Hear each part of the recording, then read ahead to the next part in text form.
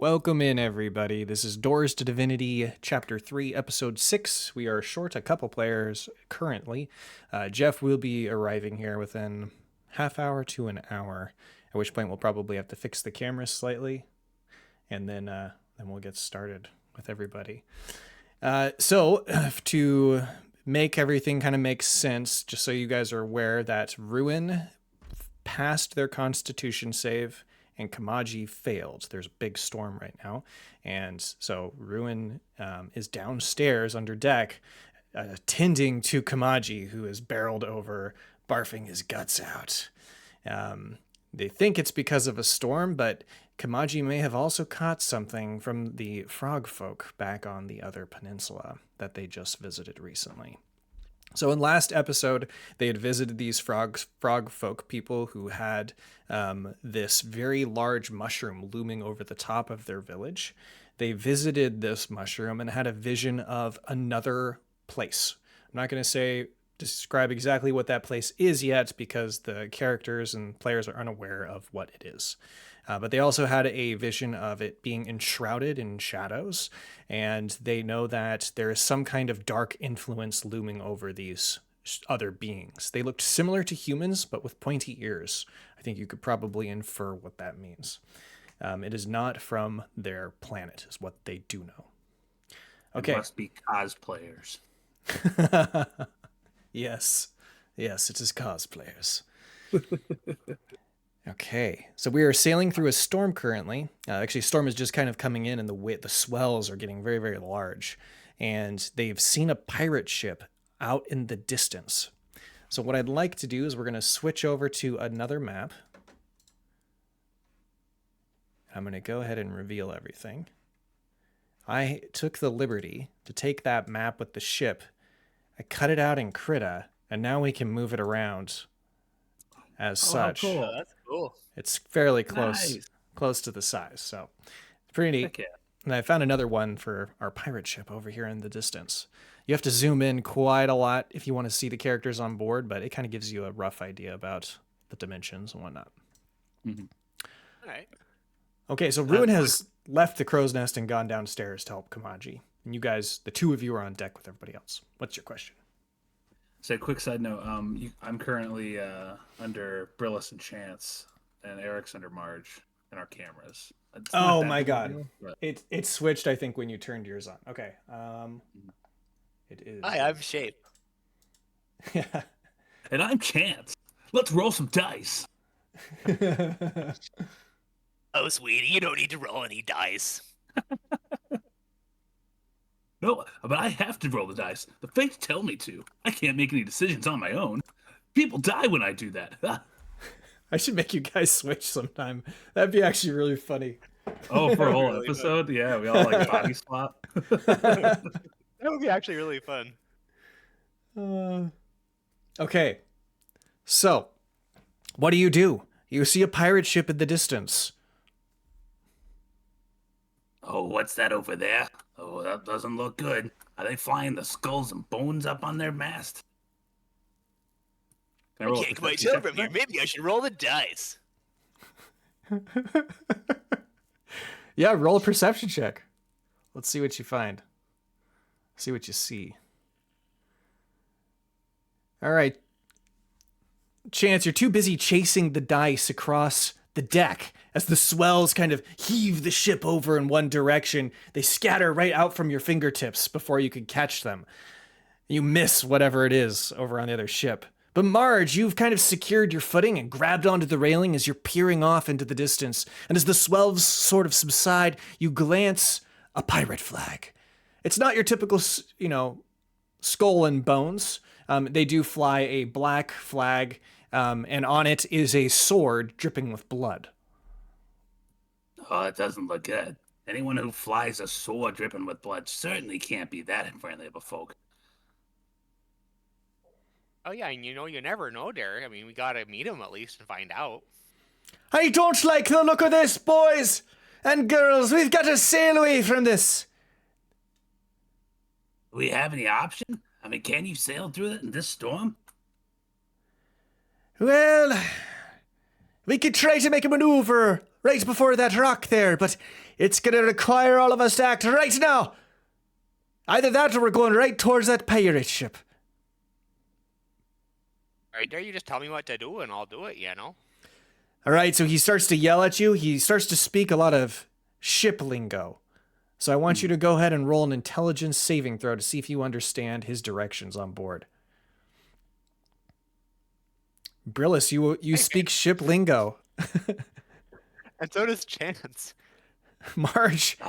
You would have thought with all my time with those pirates back in my youth, I would have understood this, but this is a totally lost language on me. You're speaking in tongues. You can't understand through his thick accent over the sound of the swells slapping against the hull. It's just too loud, and you're too distant. But everybody else is within earshot and can hear. Now you need to roll. Let's see. You're going to roll sleight of hand to see if you can pull off the directions successfully.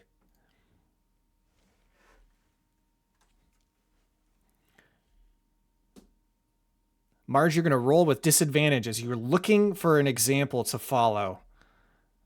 My characters are doing really good tonight so far. Right? Okay. I want to jinx it too. God. Oh, man. That's funny there.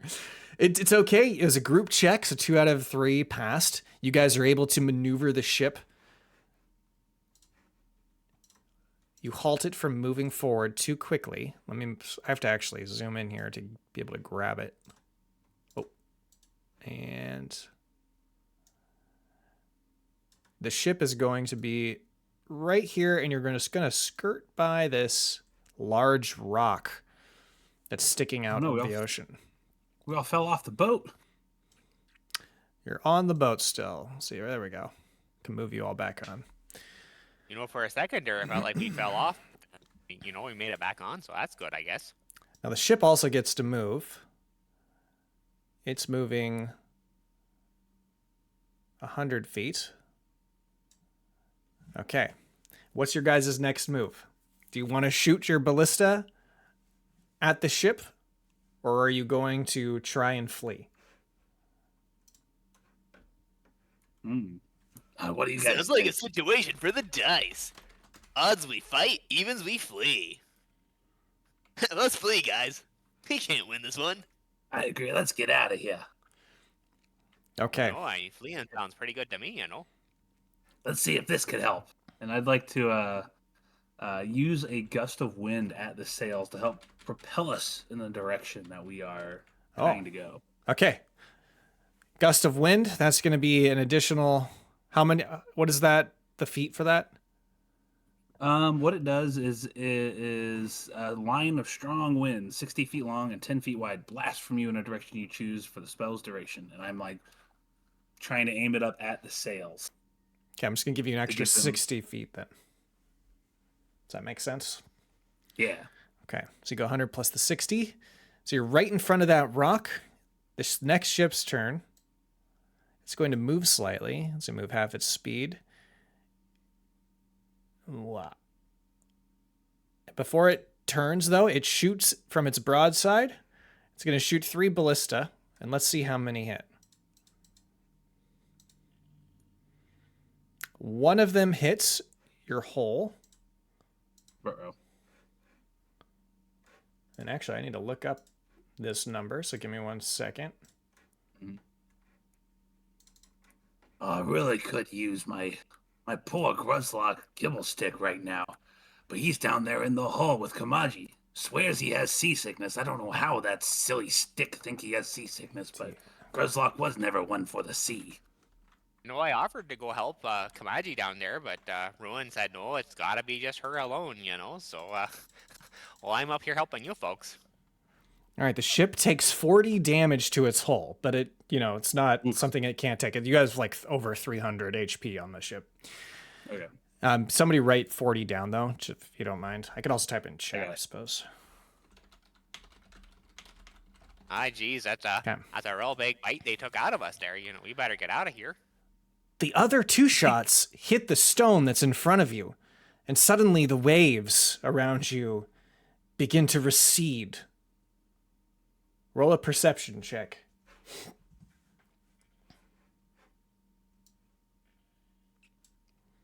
you've noticed that these aren't rocks. In fact, this is the back of a sea creature. And all of a sudden, the following emerges from the ocean. Oh my god. Your ships are now stuck on top of this giant sea turtle, which they call a dragon turtle. They're caught in a bunch of rocks and trees that are growing off the back of the turtle shell. The pirates are looking over at you. Quick, grab some chitin. Yeah, do you have a pickaxe? It becomes I left Valheim. my pickaxe at home. You need an iron one, though. Okay. So this is now a turtle shell. The ocean has receded, and your ships are now stuck on the back of the shell. It's your turn to move. What's going on? Have you ever seen anything like this before, Captain? What do we do? I don't know what we do in a situation like this. Nobody panic. Let me think for a second. You can kind of see him looking around. Well, the ship's no good. Neither is theirs. I think we better leave the ship and go fight them hand to hand. Everyone, get your arms. We're going to battle.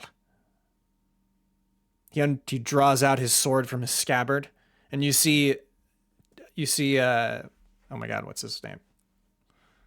Vince? Vince, thank you. Totally blanked there for a second.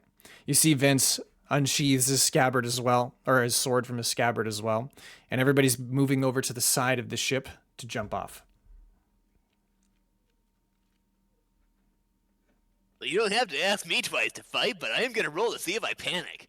If I get odds, I panic. If I get evens, I'm calm as a cucumber. Hey, I'm pretty calm. Oh, thank the heavens. I mean, thank the fates. That's right, Matt. That's right, Midge. Gotta thank the fates. All right, everyone. Shut your yappers and get ready for some good old-fashioned hand-to-hand combat. Okay. I suppose I could use with a dust up. I'm not the best at the old hand-to-hand, but I can help you out from behind there. All right. So, you guys have exited the ship, and you are now on the back of the sea turtle.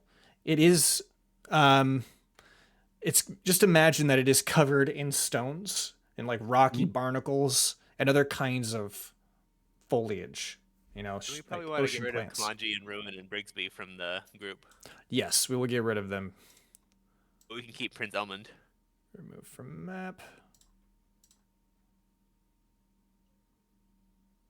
Hey kid, this would be a good chance for you to practice your fighting. Get to the front of the line. I sure will. I'm going to show these pirates what a real swordsman looks like. His voice sort of squeaks, and then he charges forward with his sword unsheathed. All right. That kid's either gonna get real good or real dead. Not sure which. The fates will decide. I'm going to say that you guys managed to get about to here before the pirates are able to really gather themselves and organize. By the time you get there, though, they have assembled along the deck. And now I'm going to go and grab them real quick. So just about how many pirates are we looking at here? You're looking at 12 pirates plus a captain.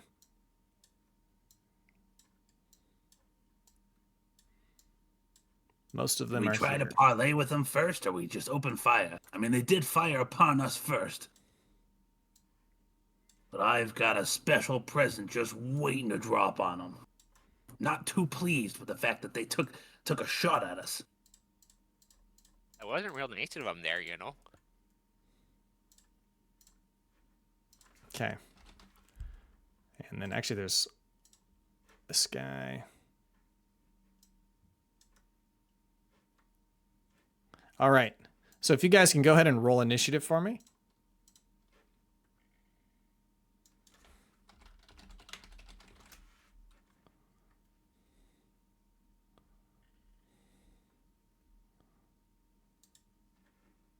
Solid rolls there. 595. Up until that point, we've been doing pretty good with our rolls, but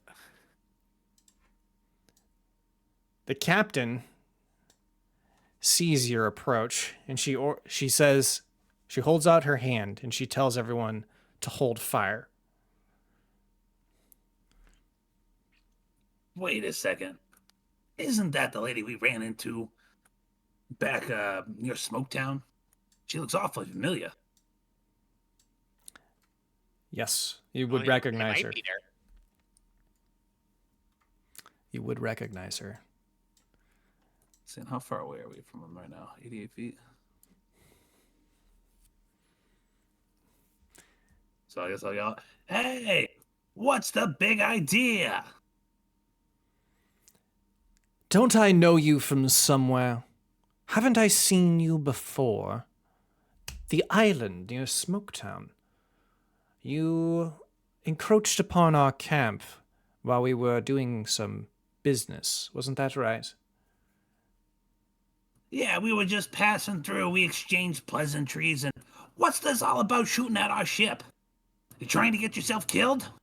Well, admittedly, I didn't realize it was you on the other side. Didn't realize you even had a ship. Well, that's okay. There's an honest mistake, and we can just go if you want. Well, I don't think either of us are going anywhere until the dragon turtle submerges back into the ocean. Well, that's true enough, I guess. Perhaps we don't have to come to blows. Perhaps you join me on my ship and we share some tea and exchange information. Well, that sounds real nice there, I do like myself a good cup of tea every once in a while, As long as you don't mind drinking tea with a malfeasant. She kind of tosses her hair over her shoulder. I am known across the ocean far and wide as being somewhat of a dangerous individual. Well, I would think Okay. so. Shooting off your ballistas and hitting our boat all willy-nilly like that? Of course you're dangerous and reckless.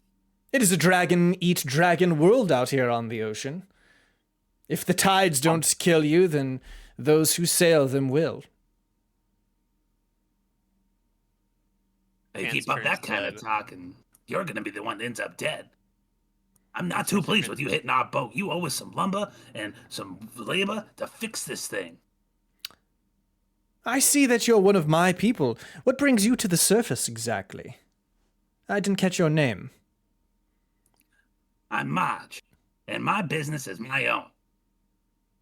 Oh, very well, Marge. You are welcome to come aboard, if you choose. And how about you, Half-Man? I think she's talking to you there, Chance. No, I was talking to you. Chance. And this is my protege, Prince Edmund. Put your sword away. A good warrior knows when to fight and when to hold his sword. But be careful. We don't know what these folks are planning on doing. Prince Elmund looks up at Chance.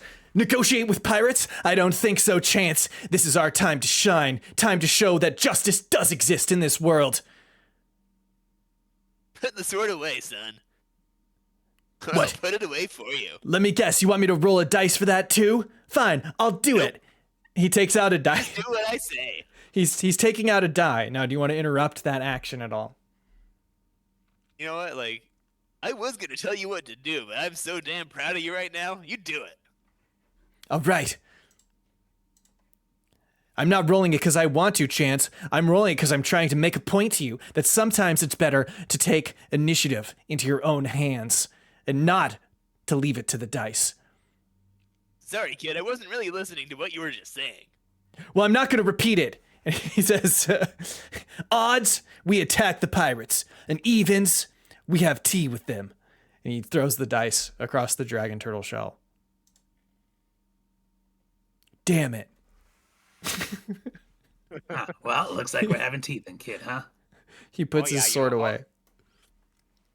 Now, But over this my cup name- of tea, we have some business to discuss. And you can just call me Brillister. I can tell you my story when I get back up. Very well. I shall tell my men to help you up onto the deck. And they lower a ladder for you. This very goofy looking individual leans over.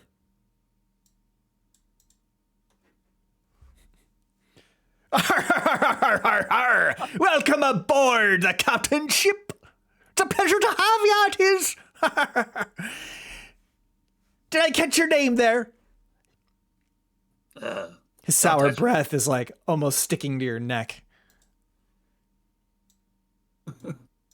You need to back up about 10 feet there, buddy. You seem to have eaten some, like, dead fish, or maybe have been rooting around in the outhouse.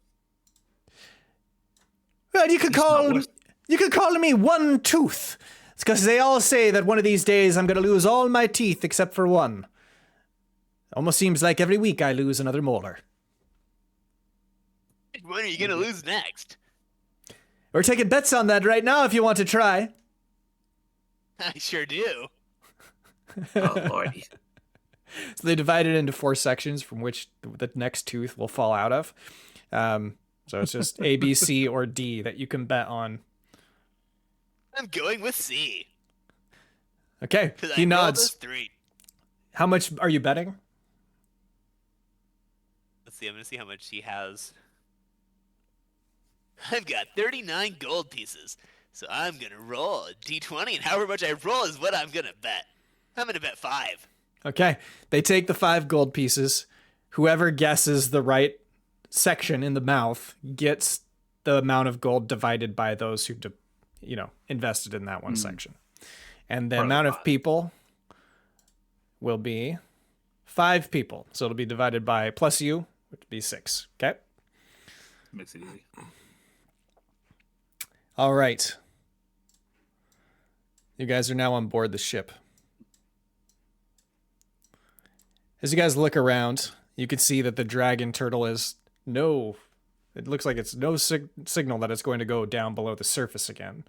And now the pirates are kind of moving back towards the middeck and kind of moving back into their positions now that they're sort of disarmed and not worried about you as much, though you are under guard by a couple of them. Do you have to keep that thing pointed at me? Making me awful uncomfortable. Don't worry, I won't put it in your back yet. He sort of scoffs at you and then keeps If you put walking. something in my back, I'm going to put your head up your ass. So I'd watch yourself. Thanks there, friend, for not putting it in my back. I really appreciate that, These pirates are nice guys. Okay. And then she tells you that you're going to go down below deck and you guys are going to have some tea and some discussions. All right, let me grab that real quick. Well, they both sound kind of boring, but I did roll an even number, so I'm gonna do it. Oh my god.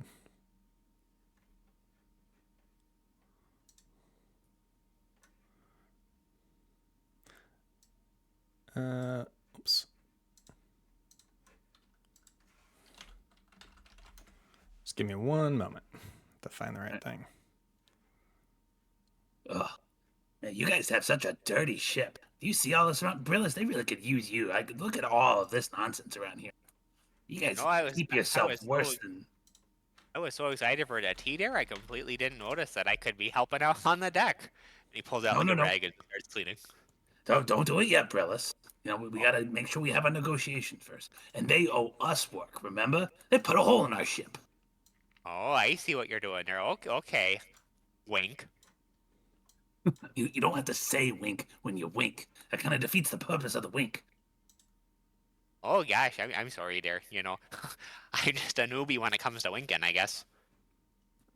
Just leave that to me, okay? Okay.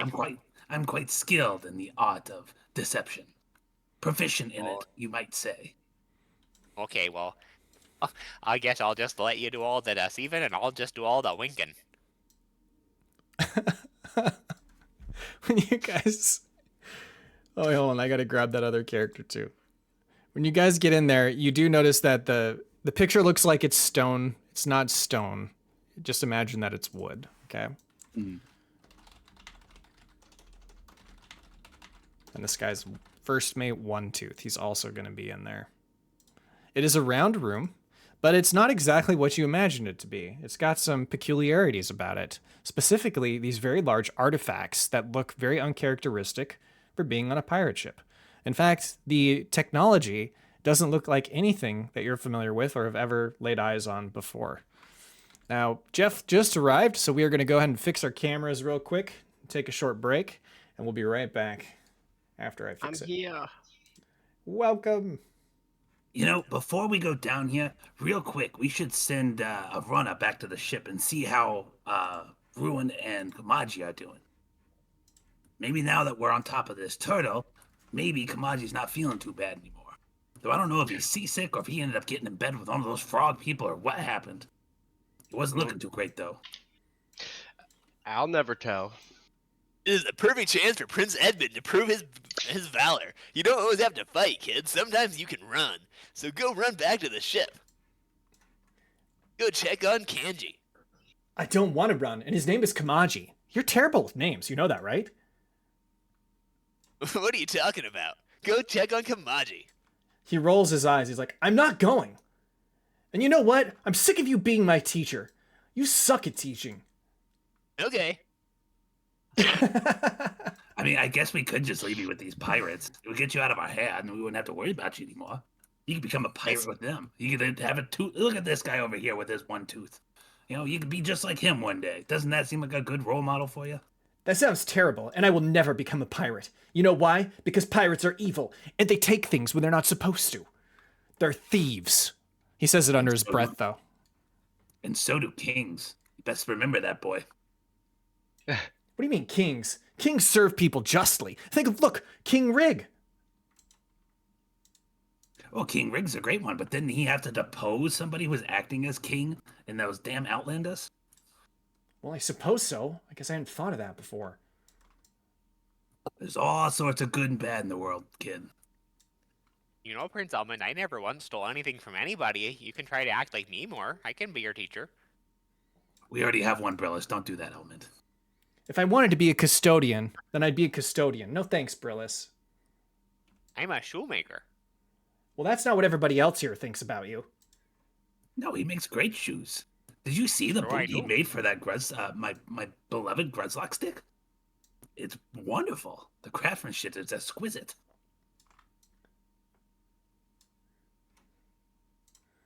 Almost done, sorry. You're fine, dude.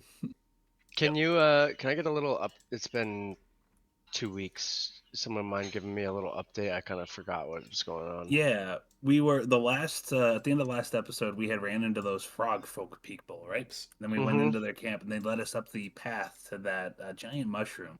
And you guys allowed the spores to go into you. Marge specifically wrapped a scarf around her head, so she did not get indoctrinated by the spores. But you had a vision of some pointy-eared cosplayers in another realm. Somebody that we're not sure of, and we just got kind of a glimpse into what potentially could be our future path.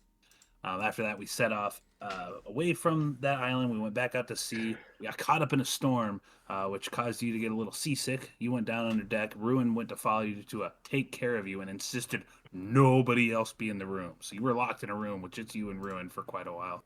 Phyllis tried to help, but Ruin said no. And then we were caught in the storm. As we were moving through the storm, we caught sight of this pirate ship, which we're currently on, off into the distance. We tried to outmaneuver them. We kind of ran into a rock, and then that rock all of a sudden brought itself out of the water. And it turned out we were on the back of a giant dragon turtle. So now we are beached on top of a dragon turtle in the middle of the ocean, and along with this other pirate ship who we almost got into a fight with. Now we are parlaying with them. Happens to be the same captain from many episodes ago when we were in the forest outside of Smoketown. Yep, I remember. One other thing I have a random ass note written on the bottom of my thing that I'm having trouble remembering where we got it, but I have written magic key from Faceless, mini phantom quartz caldera. Yeah, so you found a key in a brick on the road in Smoketown, and you used that to open a box, but you also found another key in the office, and now you have an extra one. You don't know what it goes to. Yeah, where did we see caldera? That was like the script that was written on it that I from Comprehend Languages. Yes, there was a script on a piece of paper in the box that you found. And it just said Chaldea on it. And the quartz is just like the stone that's on the key. You found like an actual phantom quartz orb, just like the sunstone. Okay. A little bit So smaller, though, I believe, than before. The magic key is not. Yeah, it says mini phantom quartz. Yeah. So the quartz is not the same as the key. Two separate items. Yes, 2 separate items. Gotcha. All right, I'm caught up to speed. Okay. Very About well. time you got back, Elmund. Who knew you were such a slow runner? I'm very Wait, fast, actually. Fastest kid in all of Fingrove Village. I've won all the races there. Yeah, out of what, like 10 kids? Such a high bar you're setting there, bud. Hey, Did you know that your dad actually paid the other kids to lose so that you would win? that's not true, actually. That's not true. I won fair and square. Every single pheasant race that we ever did, I won. We call it the pheasant trot. I do. I'm sure you did there, son. You know, you're a real impressive runner. Being the only person here that grew up in Fangrove, I can vouch for him. He did win many a race once the true athletes, such as myself, became too old to race. Oh, that reads. I believe it. I guess I'll take that as being helpful. Thanks, Kamaji. Gruzlock had quite the streak, though. Gruzlock currently holds the streak for most races ever won. That's right. I remember when I was little, I would watch him on the sidelines. What a great hero. It's too bad he just lives inside of a Durgar's head now, top of a stick. Well, I reckon that's probably better than being 6 feet in the ground. And we'll get him back one day. I'll get my beloved meat shield here. He can take all the damage for us once again.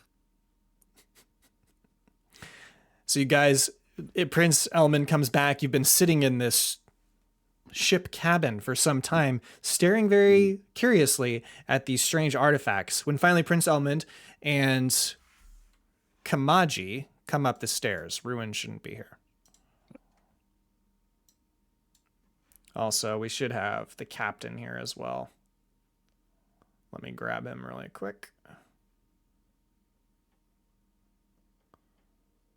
So is Ruin, she not feeling well now?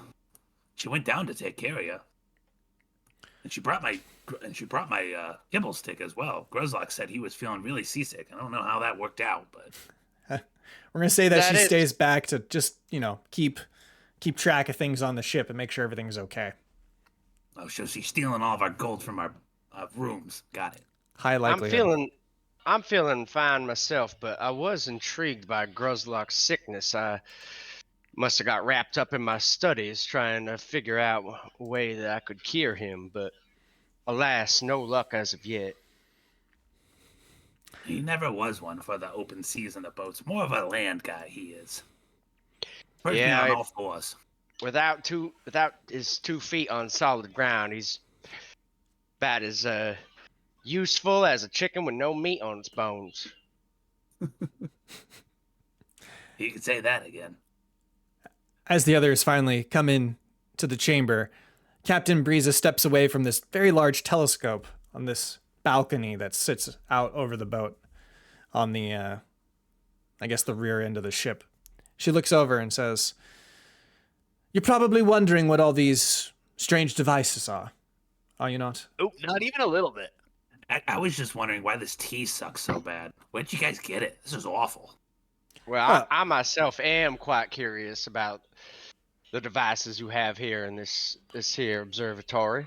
She walks over and places Don't worry about the tea there, miss. It's real nice for a pirate, It's the best you could do.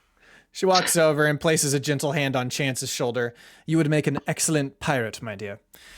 For the rest of you, I'm sorry that the tea does not meet your liking. Unfortunately, we pilfered that from a sunken Durgar ship. It was probably sitting at the bottom of the ocean for the last couple years or so. Might be a bit salty." March pushes her away. I'm normally into the salt, but for some reason this just is not hidden well. Kamaji, your tea is way better. Well, I thank you for saying that, but I reckon it's mighty rude to insult the host right in front of her.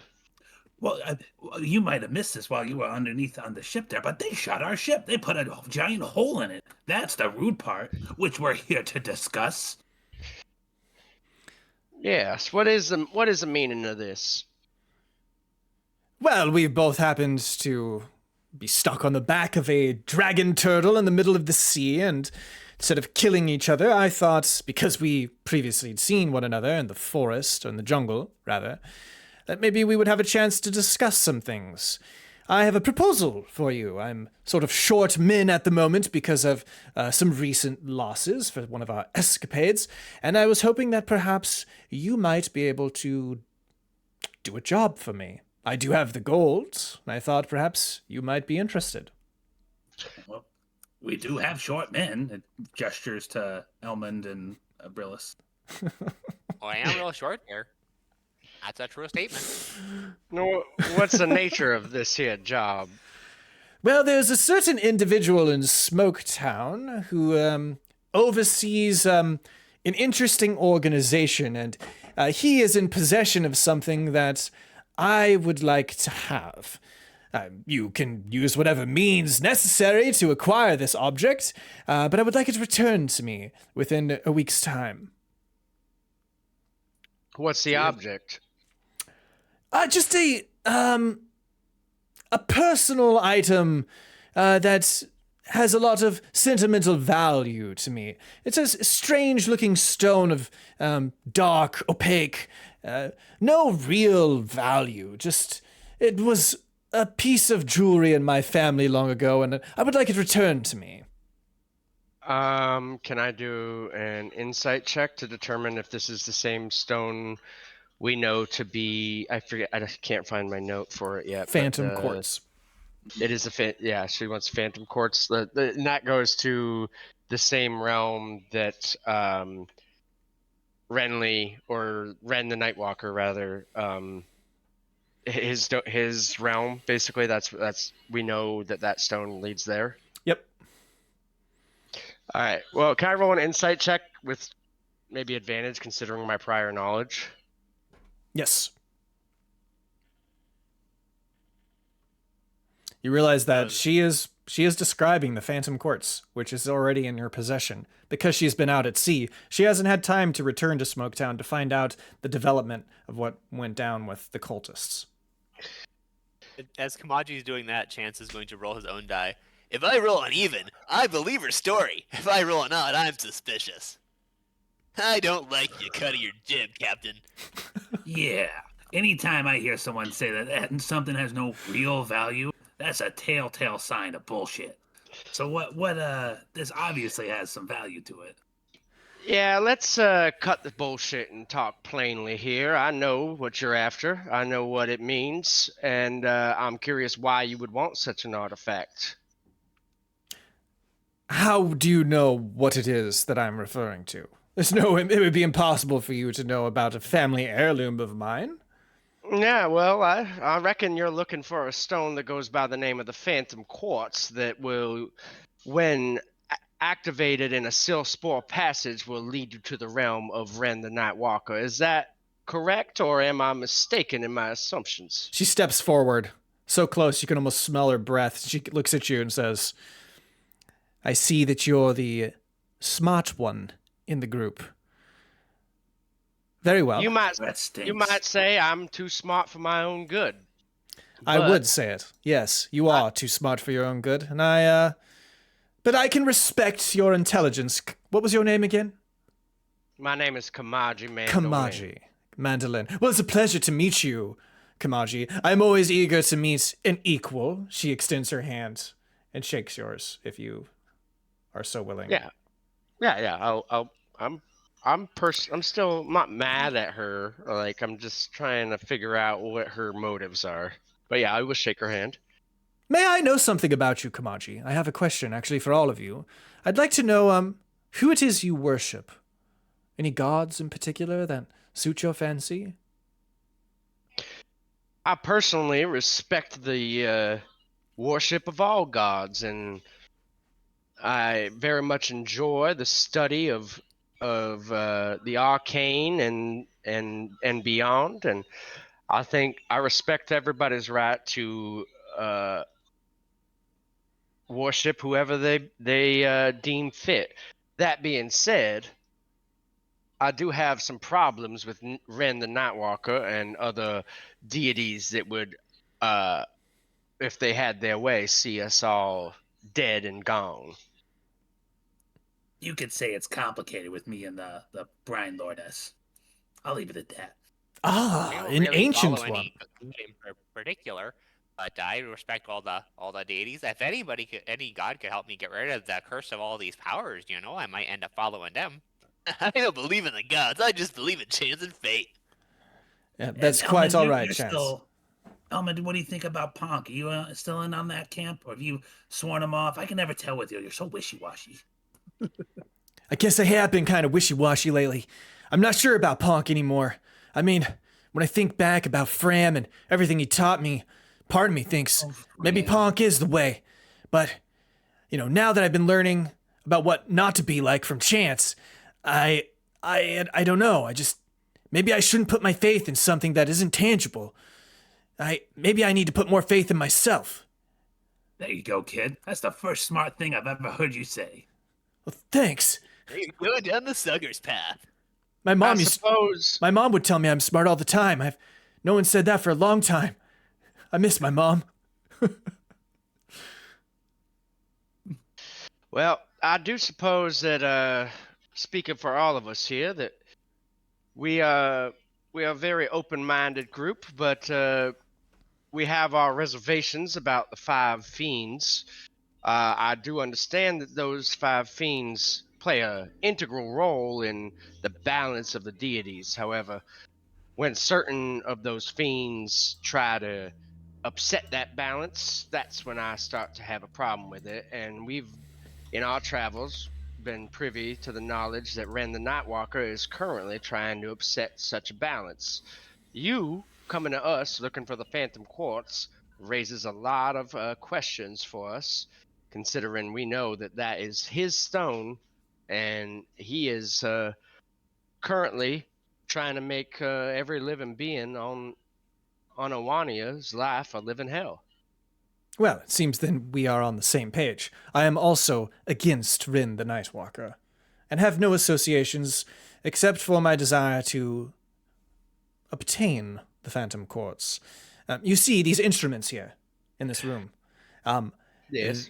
They are powered by such a stone, and though I'm not exactly sure what its purpose is, I am curious to learn about them. I don't think that they're destructive devices, rather they're devices of knowledge, built by a people not from our world, a people who call themselves the elves. Now, have you ever used one such of these stones, whether that be a Phantom Quartz or otherwise? I have not, but I did meet an individual, the individual that I inherited these items from. Unfortunately, he passed away, and was not because of me, of course, but these got passed along to me. You can go ahead and roll an insight check. Yeah, I was gonna ask, because curious, if what she's saying is all on the level. What'd you say these things were? Elephs? Are those the things with the trunks? Not elephants. None of you could tell. She seems like she's telling the truth to you, as far as you know. Well, To be honest, I was only half listening. seeing as you're leveling with us, I suppose we shall level with you. But we have had possession of a sunstone previously, as well as a couple other stones. And we have actually used the sunstone in a Silspore passage we found beneath the earth.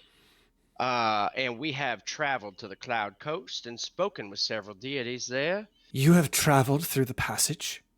We have. Hold on here, Kamaji. Before you give her any more information, you need to promise me you're gonna fix the hole in our boat.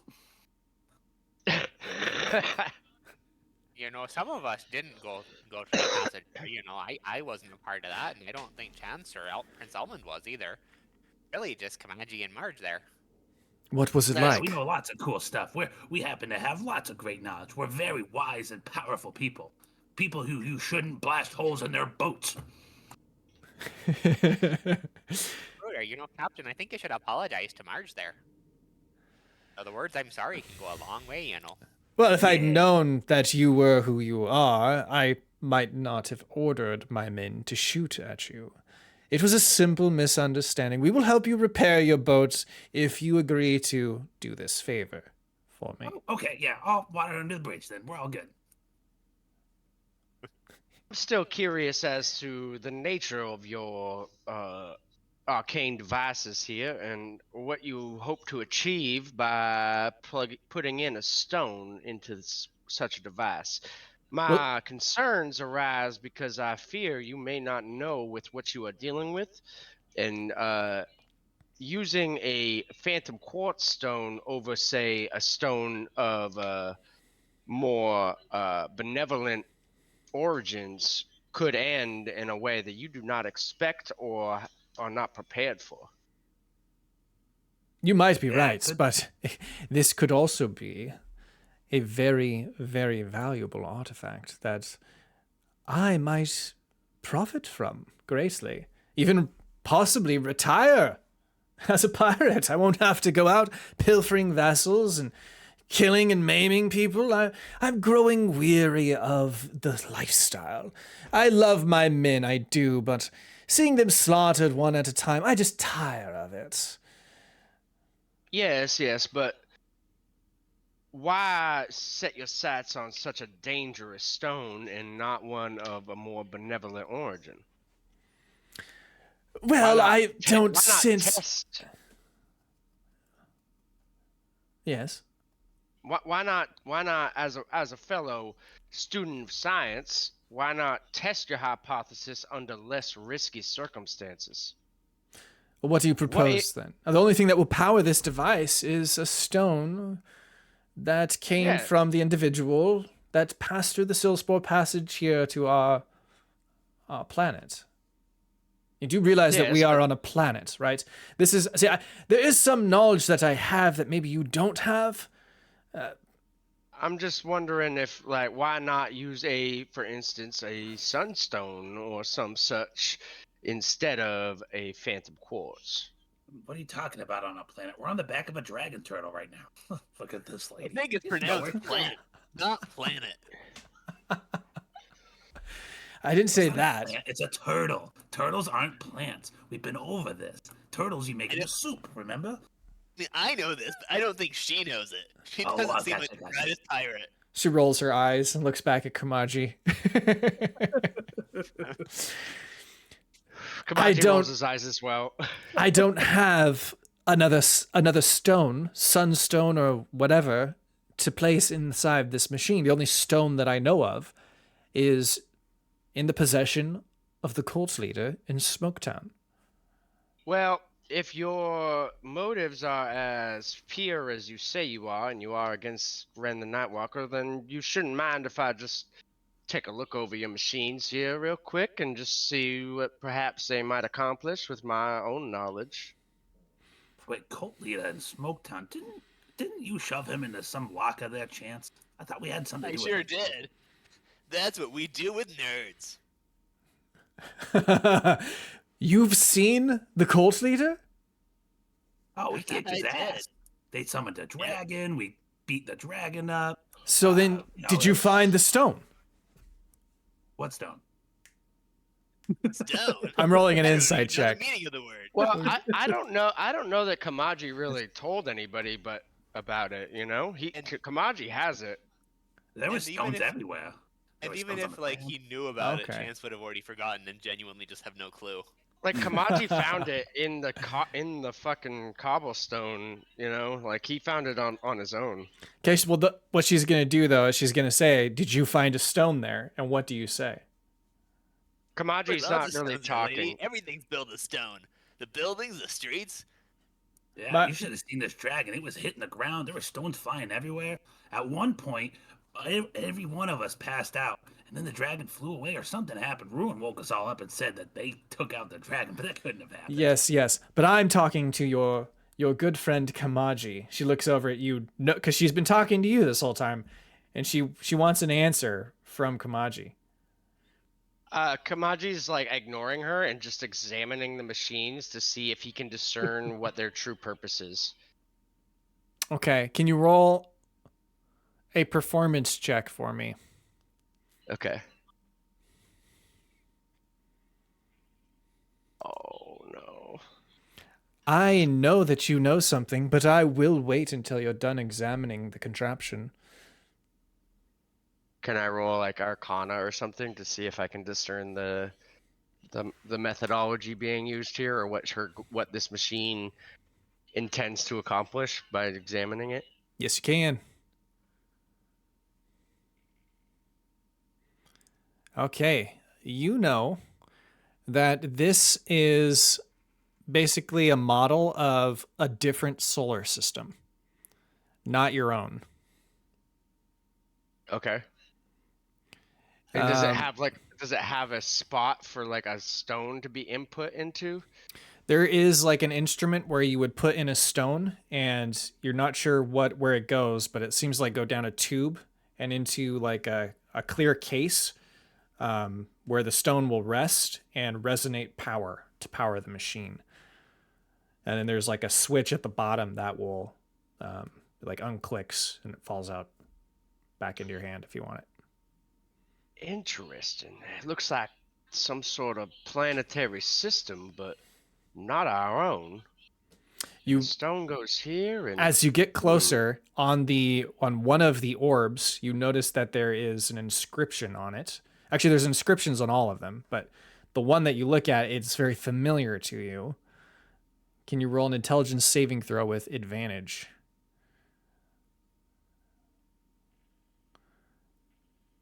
It says Chaldea on it. Caldera? Caldera. Or Chaldea? Chaldea. I think it's AEA. Okay, my E looks like an R on my note. I chicken scratch, sorry. No, that's okay. I got it on my notes as well, so. So how about we can tie this into the fact that I did a performance check that I failed with her insight check, and I say Chaldea, and I say it with a hint of familiarity in my voice. So you do know.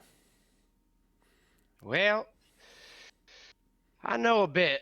I don't know exactly what I know, but I know a bit. And I'll be honest with you. It seems like you already can discern this, but I have a small phantom quartz in my possession, and I also have a magic key. And the inscription on the key says Chaldea. She goes, a key, you say? We received this key from a cult leader for the Faceless.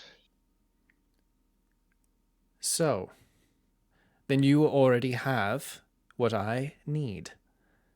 It would appear so. Well, seems you've accomplished your job. Hand it over and I will help repair your ship. And, just to show that I'm good intentioned, I will also provide you with provisions for your journey home and 500 gold pieces. I have a counter offer for you. I'm listening. You repair our ship, as would just be polite of any allied individual after making such a grotesque mistake in identifying a ship before firing. And you keep your gold, and you keep everything else, and you involve us in what's going on here, because we are most intrigued. She thinks about this. Roll persuasion. Because of your position, roll advantage. Okay, hold on.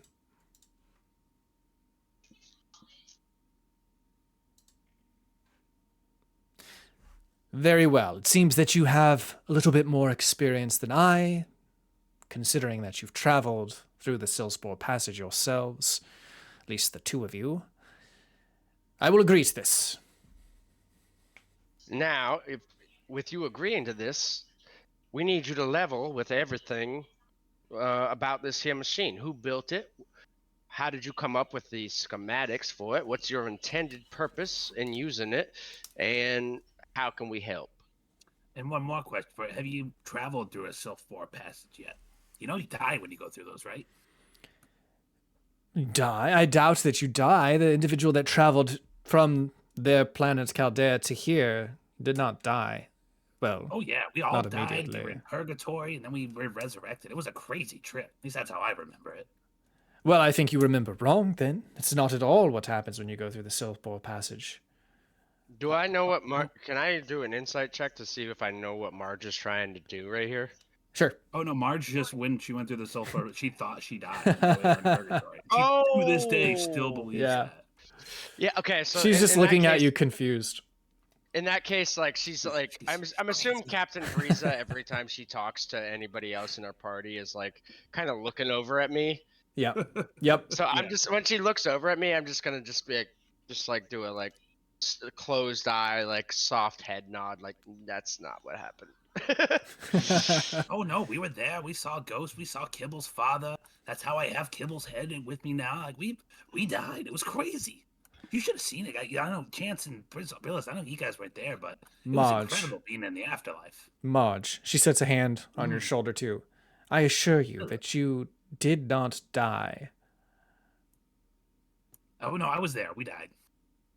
Oh, very well. Well, I understand that these strange occurrences are unfamiliar and somewhat traumatic, but you did not die. You are standing here on my ship right now. No, we did die, and then we got back, and then we were revived when we went back through the path. That's how it all works. Like you go through it once, and then you're dead, and then to purgatory, and you come back through. It's all really crazy. Maybe you just don't understand, sweetie. You know, you'll figure it out one of these days. That must be Captain why. Marza Yes. is a little bit slow. You just got to explain it to her again and again. Yeah. She'll okay, Captain. understand. So you gotta It's be more okay. like him. Just go with the flow, roll your dice, and then just live your life. It's so much easier that way. She smiles I really politely. have the best of all ways. She looks over at Captain. Kamaji. Anyways.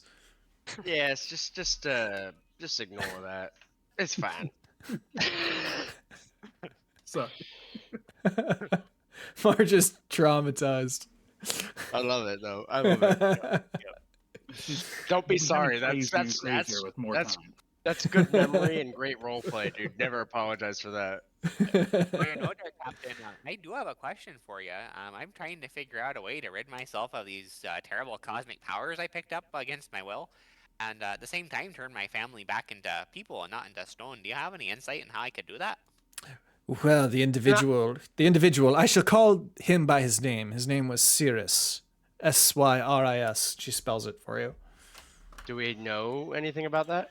Does that name ring a bell to us? Nope. You just know that this is the individual that came through the portal. Maybe by name there. He met an untimely demise. It was Poor terrible. fella. But I assure you everything, these artifacts fell into the right hands. My hands. I feel like you're not really answering my question there. Oh, right. I'm sorry. I got distracted with my stories. You see, she was like kind of looking over at Kamaji holding, the stone, or like looking towards him to see if she could see it. And then she says, the people that he belongs to, the elves, supposedly have great powers. Unfortunately, many of their powers are currently diminished because of this power that Rinley wields over them. He's essentially dominated their planet as an extension of his own realm. Hmm. Well, that's really a sad story there. So It you is. seek to help out your light-skinned brethren. Not exactly, no. I seek to profit off of the artifacts that he left behind. Perhaps we could find an excellent museum for them. That would be nice. As long as they pay a handsome sum. Now, this is where our missions diverge. If we are going to be in business together and do this, then I do think there will be handsome profit to be had, regardless, but we need to do this the right way. We are not going to be any part of a genocide, and we are going to do everything in our power to make sure that these elves, as we call them, are safe, and we can help preserve their culture and learn from it. If they're as advanced as you think they are, don't you think that there'd be much more profit to have by bringing their technology into our realm as opposed to exploiting them? I don't care about that. I just want to be able to retire on a beach somewhere, kick up my feet, and not worry about stabbing people so much. Exactly, but my point is, I think it would be much easier to make friends with these elves and use their technology to uh, get your end goals, as opposed to exploiting them, which will lead to them being your enemy. And now you have to live your retirement looking over your shoulder. Well, first of Wouldn't you all, who needs friends? And secondly, what's wrong with exploitation? I've lived my whole life exploiting people. I see nothing wrong with it. It's just a matter of survival. there may be nothing wrong with it, but my only suggestion is that the more profitable and easy way might be one of benevolence as opposed to exploitation. Benevolence. The word just rolls off the tongue sort of funnily. I don't care for it. You know, I'd much rather that do it as the it way may. that I usually do things. Well, then you will have to do it without us and without our stone. I don't We think are so. we are trying to be agreeable with you and get to the same goal. I think that our goals can align if you would be a little more accommodating. But if you're insisting on being not in no way accommodating and not listening to reason, then I will be forced to destroy the stone. And I could do so in an instant. Now that's a bluff, so I'll roll deception if you want me to, but Do it. I don't think she knows shit anyway about the stones because she's never had one, right? I'm not going to answer that question.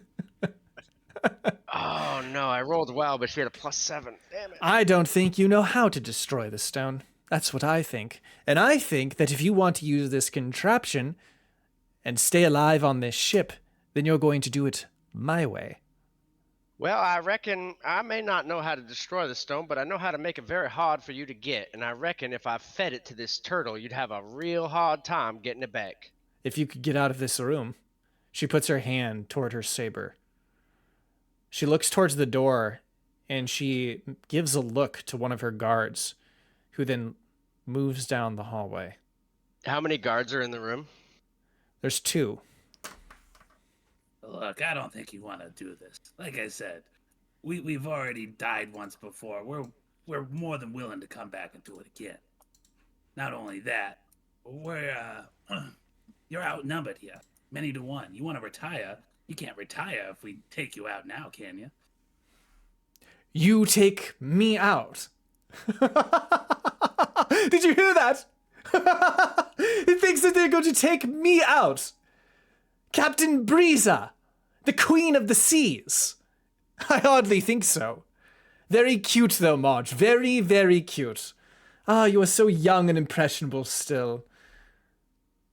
Why, thank you. I look nice these days? I thought she called me young. I'm so glad Ruin's not here to ruin this. Hand over the stone, Kamaji, and we're going to do it my way. Or I will have to end your lives. Sorry, guys, I wasn't really listening just now, but is this the part where we kill him? I kind of want to kill him. I reckon it is, Chance, because I would rather die than resign a whole race of beings I've never met to a complete genocide. I'm not doing that again. That's in Stoneguard. Oh my god. Roll initiative. That's a reroll too from before.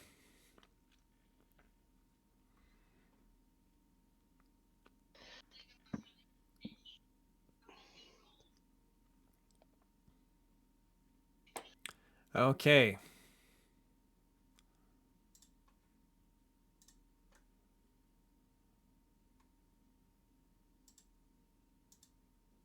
Oh, I see. Okay. Alrighty. So this guy. Dude, that guy with number 5 in initiative, like, I am scared of. His old That- one tooth. That profile picture, or that picture is just like, oh my god. The tooth with a hole straight through the middle is like very unnerving. Oh, yeah, an earlier Chance bet 5 gold about which tooth would fall out next, and so he's kind of got a stake in this. Okay.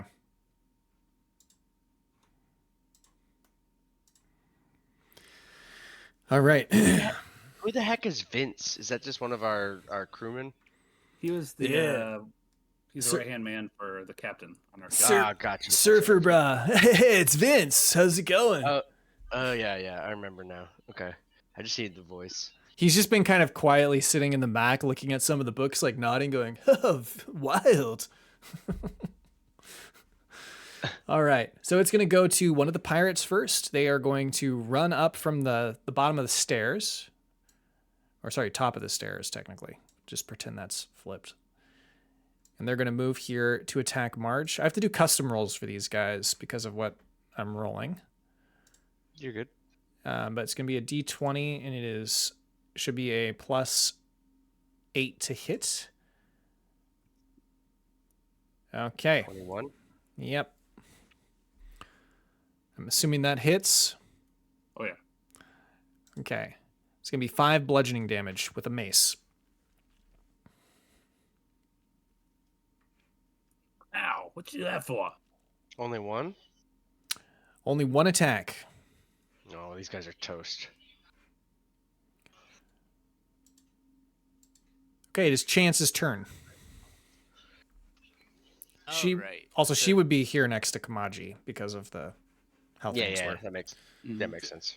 So Chance sees everybody here, and he knows he's got 5 gold riding on which tooth falls out next to number 5, so he's going to dash, because he has a thing Right. where he can dash and then make an attack called the Charger. And I have +5 bonus to the attack's damage roll. So then I make a attack against number 5, aiming for the third quarter of his mouth that he bet on. Okay. But I totally fail. You totally whiff. And it hits the side of the ship. And yeah, I'm going to say we'll just go with that. I should never try to bet money and fight. Number 5, your teeth are okay for now, but next time I'll get you. Anything else? Oh, that's it for Chance. Okay, Marge. Marta's gonna move over to this side of the room near the window. I'll take the attack of opportunity. Okay.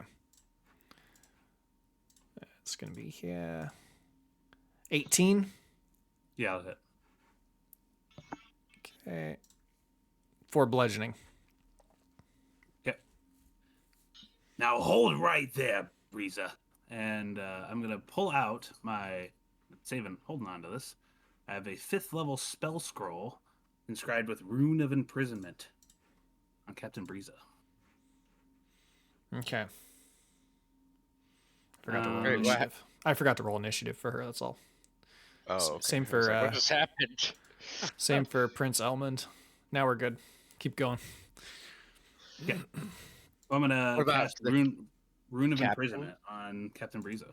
Has a spell save of DC of 17.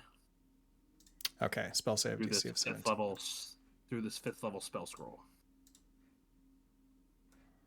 Okay, let me just grab that. Vince is in there. And say one more time. It was what again? Rune of Imprisonment. What was the wisdom believe save? it's- Wisdom save or? It was. It just says on the spell save. It just says a spell save of 17 Can you on share the this spell? scroll. Oh yeah, I'll link it real quick. Okay. I don't know how to share the spell from it. I know I picked it for the spell scroll though. Oh, there you go.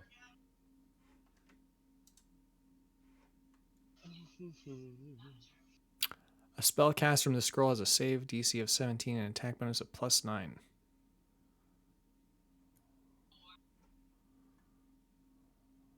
don't know if I'm using that right, but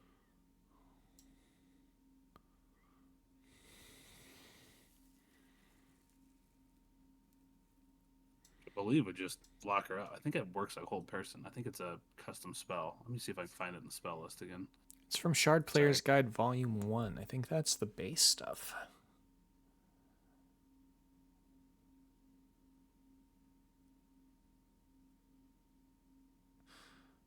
Yeah, it's kind of weird. Are you seeing this, Kamaji? Yeah, it's just this is like just like how scrolls work.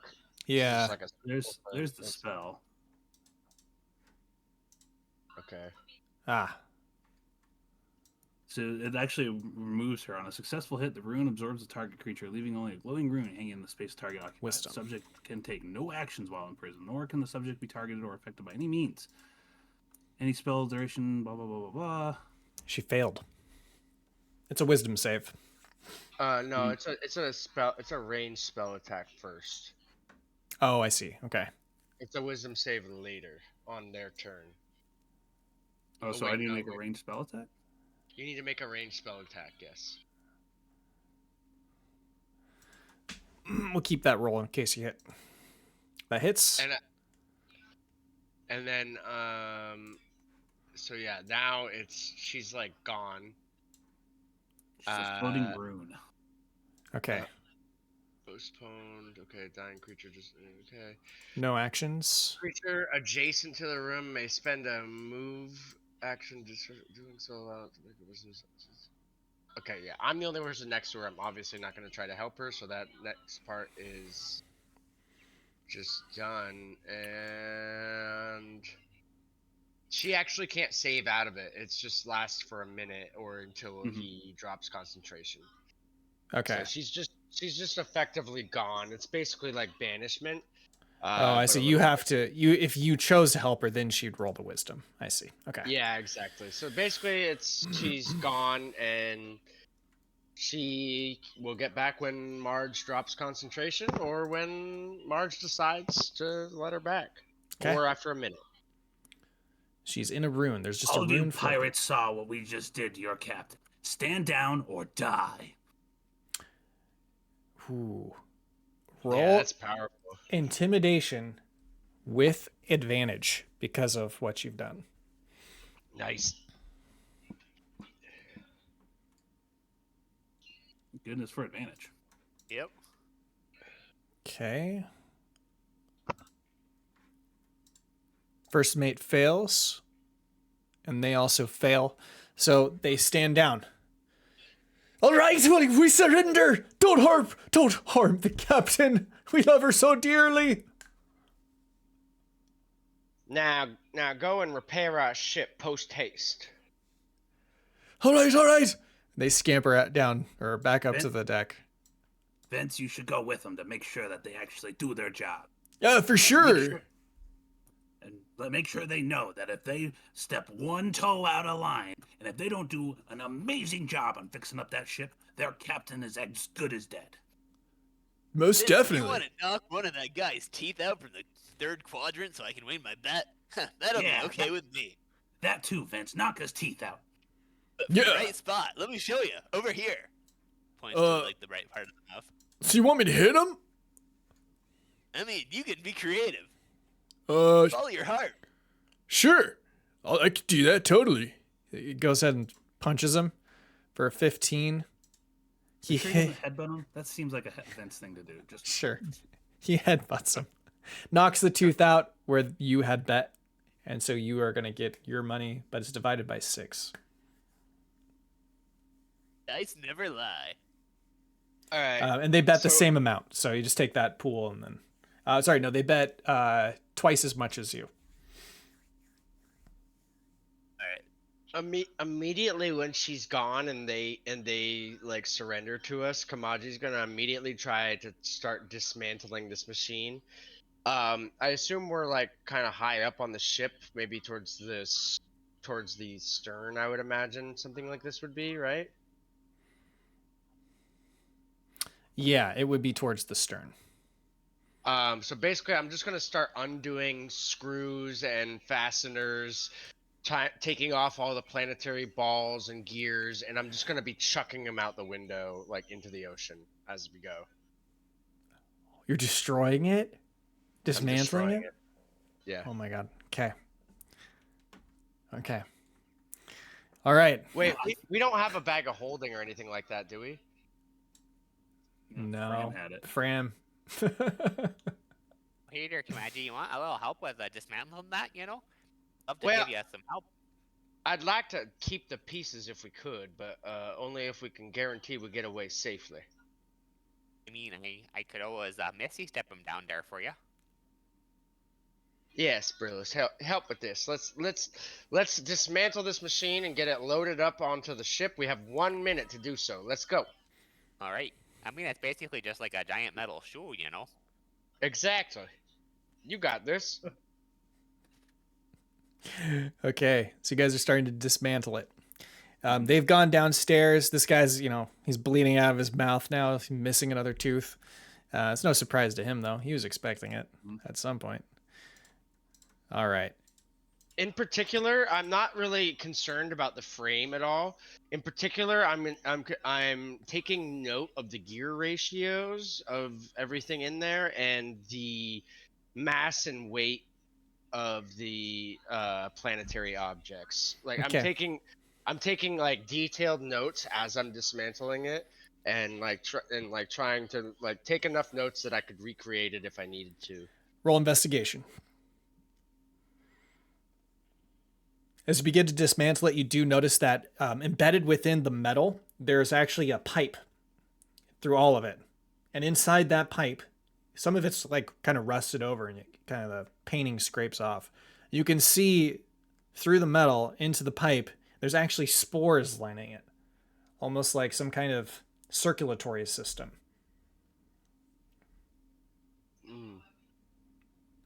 Where does the pipe lead? They just twist around into like a coil. And then the power source comes from where that stone would rest. Okay, so it's connected to the stone. Yeah. The stone receptacle. Yep. That makes sense. Yeah. Are we? How much of this are we going to be able to get dismantled and packed onto our ship within a minute? Not much. A couple pieces. Yes, why don't you come over by the ruin, and as soon as this lets up, because I think it's gonna let up here any second, you grab her. I can do that. Okay. You gonna let her come back? Well, I mean, after a minute. I mean, like, we're just saying, like, a minute's gone by. We've dismantled as much as we could. We escorted the people to repair our ship, and now we're gonna basically take her captive. Now that their guards are gone. Okay, she pops back in to existence. For chance, go ahead and roll a grapple check. That's just athletics, right? Yep, and I'll be rolling acrobatics. All right. Nice. You managed to grapple her, so she is under your control. Give me 1 second, though. I want to check something real quick. You're not the sharpest captain, but you're all right.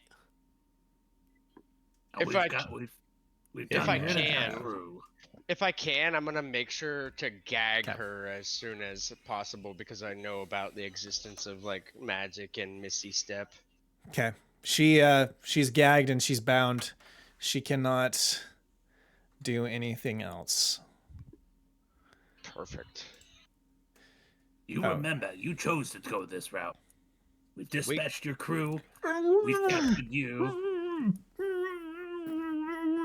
And we very well could steal everything you have here. I can't understand what she's saying. Should I take off her gag? No, you may not take off her gag, but I give her a writing utensil and a piece of paper, and I continue dismantling the machine in front of her to see what she has to say about that. She says, "Let me go so I can stab you." Okay, well, I just continue dismantling the machine in front of her and packing it into our ship. Willis, would you be a dear and take her sword? Oh, sure, dear. All right, sorry about this, man, but I gotta take your sword from you. You know, if you're gonna go around stabbing folks, you know, it's the only choice I got. So he takes your sword and then Her eyes go wide. Sorry, I can't understand you there. I'm assuming you're saying it's okay. I'm taking your sword because it's for the safety of everyone in the room. I'm gonna with her Check the treasure. With her excitement about the sword, I'm gonna cast Identify on the sword to see, basically know everything about it. It is a rapier of wounding. It is a magic item. It does an additional, I think, D4 of necrotic damage. You know who really could use this is Prince Elmund. You know, a good boy like you, a growing boy, should have a good sword. Here you go. Well, that's an idea. For I believe me? in him. Yeah. Wow. Look at this sword. A real pirate sword in the hand of a warrior of justice. He's going to take it. You remind me a little bit of my own son Brandon, who, I mean, not nowadays. He's a giant stone, but you know who he was before that. Let's go, And Brandon. Now that you have that sword there, Prince Elmund, it's not really a pirate sword, is it? It's a prince's sword. A prince's Oh, yeah. sword. You're right. And then let me And just... you, Breeza, I have a feeling that we can't just leave you here. You might need to be coming along with us on a little journey. What say you to having a little boat trip, huh? She tries to kick you. Or she kicks towards Kamaji or something, but misses. Now. That's very unbecoming of a lady. You've got a lot to learn. We'll get you to your retirement one day. She's trying to scoot away, but she's grappled, so she doesn't get far. When she's bound, I also take like the rope that she's bound with, and I like coil it around the immovable rod, and I press the button on it so she can't possibly move. Okay. She sighs defeated. We stick her in the corner so she's out of sight if anybody comes up the stairs immediately. Okay. All right. So you guys are going to spend quite a while dismantling this. Is that correct? Yeah, and we're going to use our own men to run the pieces to our ship. Okay. They are doing as they're told. They're being watched by Vince and some of the other crew on board your ship, plus, Captain Cornwallis, Prince Elmund, who's marching to and fro with his sword drawn, pretending to sort of jab it towards them if they ever get out of line. Then suddenly you feel the ground begin to shake beneath your feet as the ships actually start to dislodge from their resting places. And then it settles. And you're like, because everyone's not on board their ships necessarily at this moment. And you're starting to, you look around, you start to realize you don't have that much time before the dragon turtle is going to go back into the sea. Yes, but we now have basically full control over this ship and our own, so we can make sure that all the stuff still gets put where it needs to be put. Okay. I don't know about you guys, but I don't know if we want these 12 hooligans of this Breeza lady on our ship. How about we put them on their ship? Say they have to wait there just for an hour, and we'll send Breeza back over to them here post haste. We're gonna take her back to our ship, but we just don't do that. We leave. I don't think we should be letting this Captain Breeza free. I believe she knows too much, and she's got. Oh no, she comes with us. She's gonna be in the lockup in Stoneguard. I believe is the best place for her to be. That'll be a great place for a retirement. She'll get a square meal every day. She'll have vision of the beach through the shelves of her window. It'll be just what she asked for. I also want to I want to copy down the runes that are on the floor, and once we remove all the hardware, I want to make measurements for where any screw holes are or anything that's beyond the actual metal pieces we took from this. Once it's all on our ship, I want to copy down everything as it is to make sure that I can recreate it. You can either roll Arcana or Investigation. This will be for being able to put it back together accurately. Before, the investigation was to identify that there are tubes within the metal with the spores. Okay. They're both the same for me. I'm gonna roll Arcana. Okay. I'm also proficient in Arcana. Hey, can I help you out there, Kamaji? This stuff actually is kind of making sense to me. Can I roll advantage? Yes. Oh my god.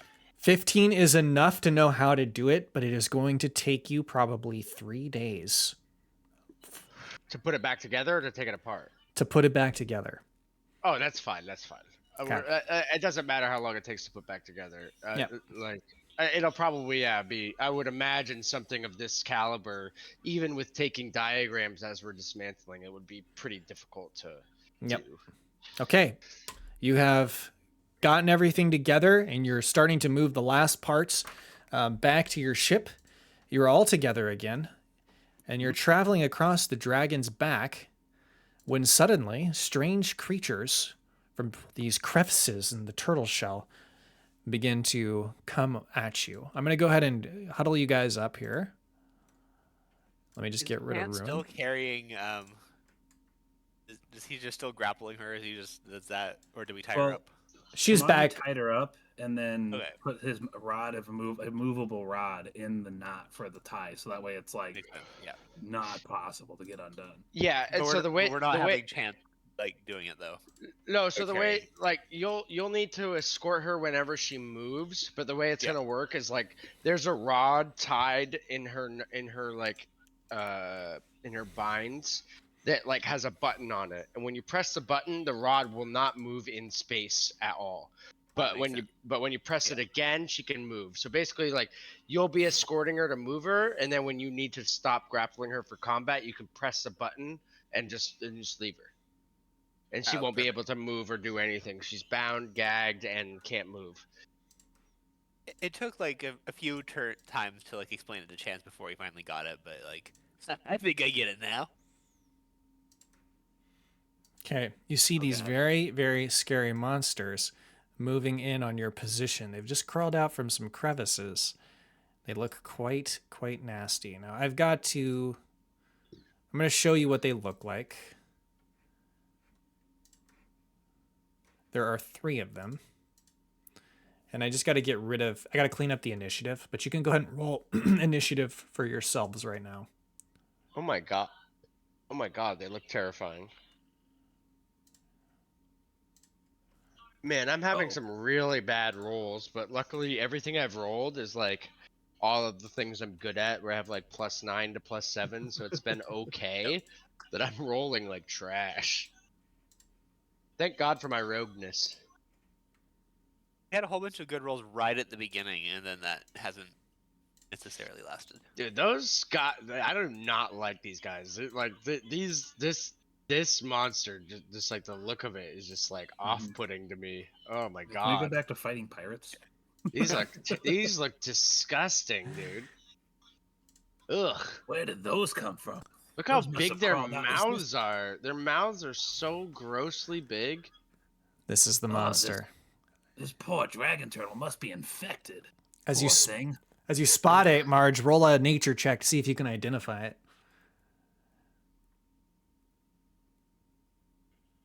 You know about this because of your history with the ocean and salt, of course. You're familiar that there's creatures that live off the backs of giant ocean monsters, and one of them is Scrags. This is a greater Scrag, and it lives on the back of dragon tortoises like the one that you're on. I believe these things are called scrags. They infest these dragon turtles. They're horrible little creatures. Stay away from their mouth. They basically hunt different prey that lurks around the dragon tortoise's shell. It's kind of a symbiotic relationship. It helps to prevent infections in the turtle shell, and they are provided a food source. This might have been covered before I got here, but what do we know about the dragon turtles themselves? They are massive creatures. I mean, your 2 boats are sitting on top of them, and they're generally gentle creatures. They eat lots of vegetation in the ocean, and they also process a lot of salt to stay alive. Am I thinking like Avatar Last Airbender type turtles? You know what I'm talking about? I can't quite remember how big they were, but They were huge, like cities on top of their backs, type of thing. they have very slow metabolism and they live a very, very long time. They don't exert a lot of energy when they move, so they don't have to eat quite as much as you would expect. But they do eat other kinds of creatures, the vegetation, and then sometimes even other creatures that get caught in their mouths.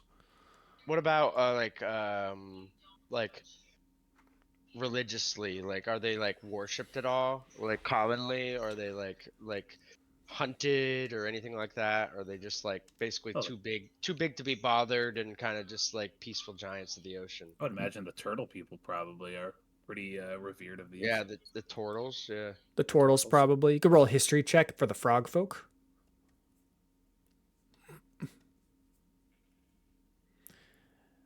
You can't remember quite clearly whether or not they had depictions of art on some of their housing, but you do recall seeing something, but you can't confirm that it was a turtle. But you would imagine that the turtle people for sure. They for sure worship these. That makes sense. They're generally regarded as like gentle giants. Sometimes there's mishaps, between them and boats, kind of like yours right now, but it's not an intentional thing. And they have like full vegetation growing on them, or is this like all like sea vegetation basically? Yeah, like seaweed typey thing, seagrass and sea bushes. I forget her name, but we should have talked to our chef on the boat, our turtle chef. Oh yeah. Yes, your turtles. I would have something to say about it. Let me just check. I need to remind myself. It's been a couple of weeks. I've kind of forgotten a couple things. Yeah. And then no worries. On that note of other people on our ship, we still have is it Aragon that's on the ship? So it's Stoneguard. It's the Ember? brother, the dragon's Embergon? coming with us. Embergon. There you go. Yep. Thank you. Yep, got Embergon. Yep. They're back on the On ship. the ship with us. Yeah. What was the turtle's name? I can't find the turtle's name. I'll check. We might have scared her off with how much we talked about turtle soup. Oh, Tuck. Yeah, she's left the boat one day. It's like, you guys suck. It's Tuck's right Tuck. for sure. Okay, we've got our initiative up. We're all ready to go. It's going to go to, whoops, this is Captain Breeza. Let me just get rid of her. It's going to go to Kamaji first. Okay. Actually, do you guys want to take a short break here right before we start this? Yeah, sure. If Yeah, you we want can to. I'm totally fine with that. Yeah, let's take a short break and I can do shout outs here. I'm gonna Use make the a little restroom. snack. I'm hungry because I basically got off work and like ran home and got straight on my computer. Okay, guys, first shout out's going to go to Shafe Dog. Shafe Dog's my streaming partner. We do a lot of different projects together. He's also helping me lead the Ashes of Creation Guild Fungi Fellowship. If you guys haven't tuned into that, we do have a pretty sweet guild going. Ashes of Creation, super fun. It's still in Alpha 2, but we've got a good foot in the door, I'd say. Our Fungi Fellowship. It's growing strong. Yeah. Some fun stuff there. So we've forced some RP onto people who are like, don't RP with me. And it's great. It is. It's so fun. We have a great time, though. We have a good little community that we're growing there. So, And you're also playing Valheim quite a bit, I guess. Yeah. And Final Fantasy. Yeah, and Final Fantasy. It's kind of on the back burner with AOC coming out to 5 days a week soon, but yeah, I'm sure you'll get back to it though. Mm-hmm. Yeah, at one point. Okay, next one's gonna be to the Majestic Turtle, but I gotta wait for the cooldown. I wish they'd get rid of the cooldown. It's so annoying. I gotta wait to do that. Right? Why do they have that? It's so strange. I don't know. It is weird.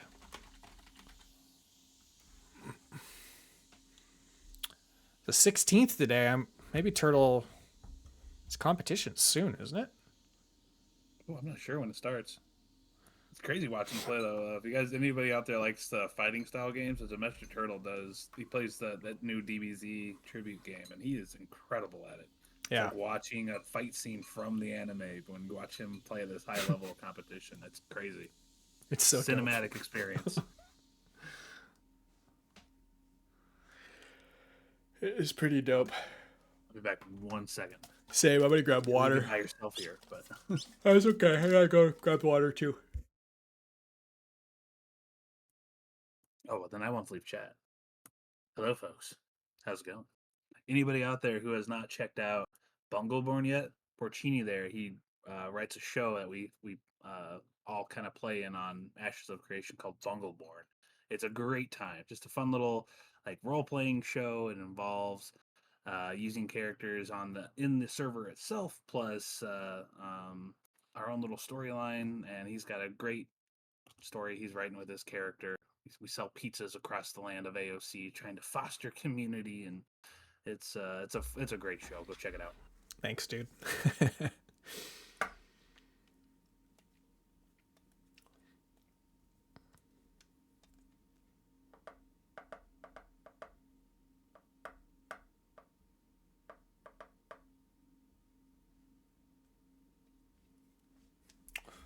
All right.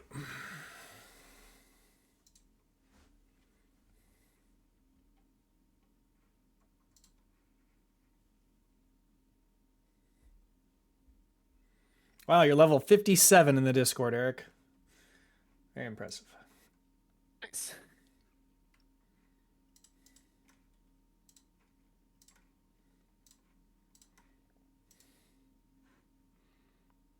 Oh, thanks, dude. Appreciate that, Smoke. Still working on the third one. It's taking me forever.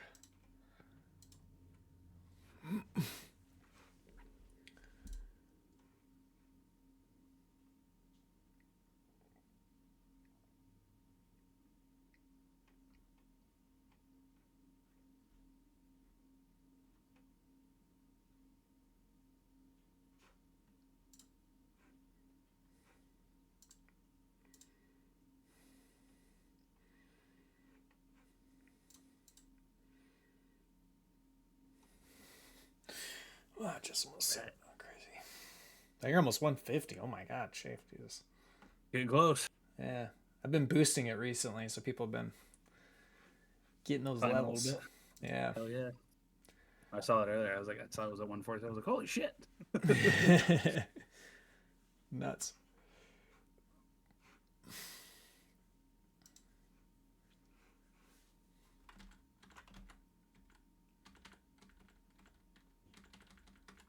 Oh, these creatures look nasty.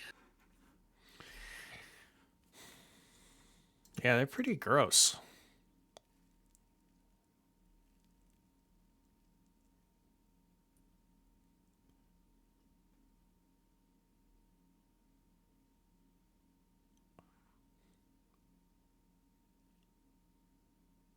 Probably blast them with some lightning. Feels like that's gonna work well here. Ooh, these guys are scary. Oh, lovely. I'm sure that'll be fine. Yeah, that's what you want to hear from your DM.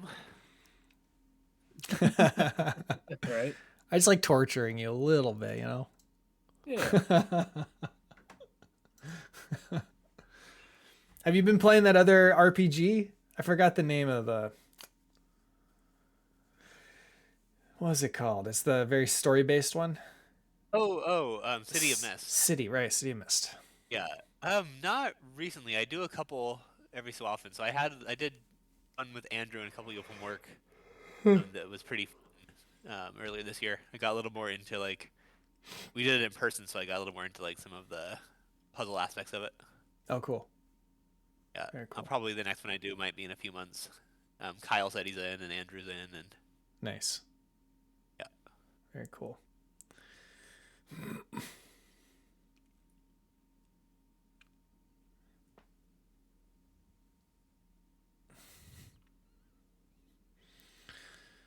Okay.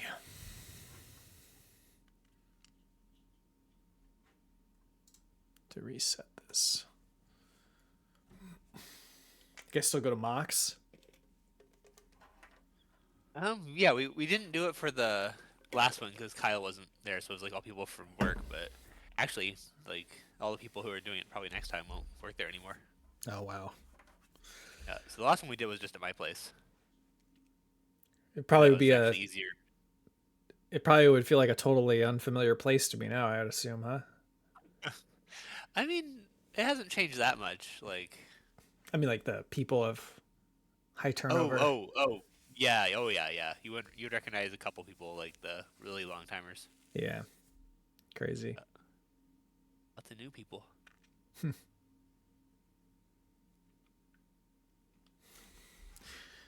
Interesting. Yep.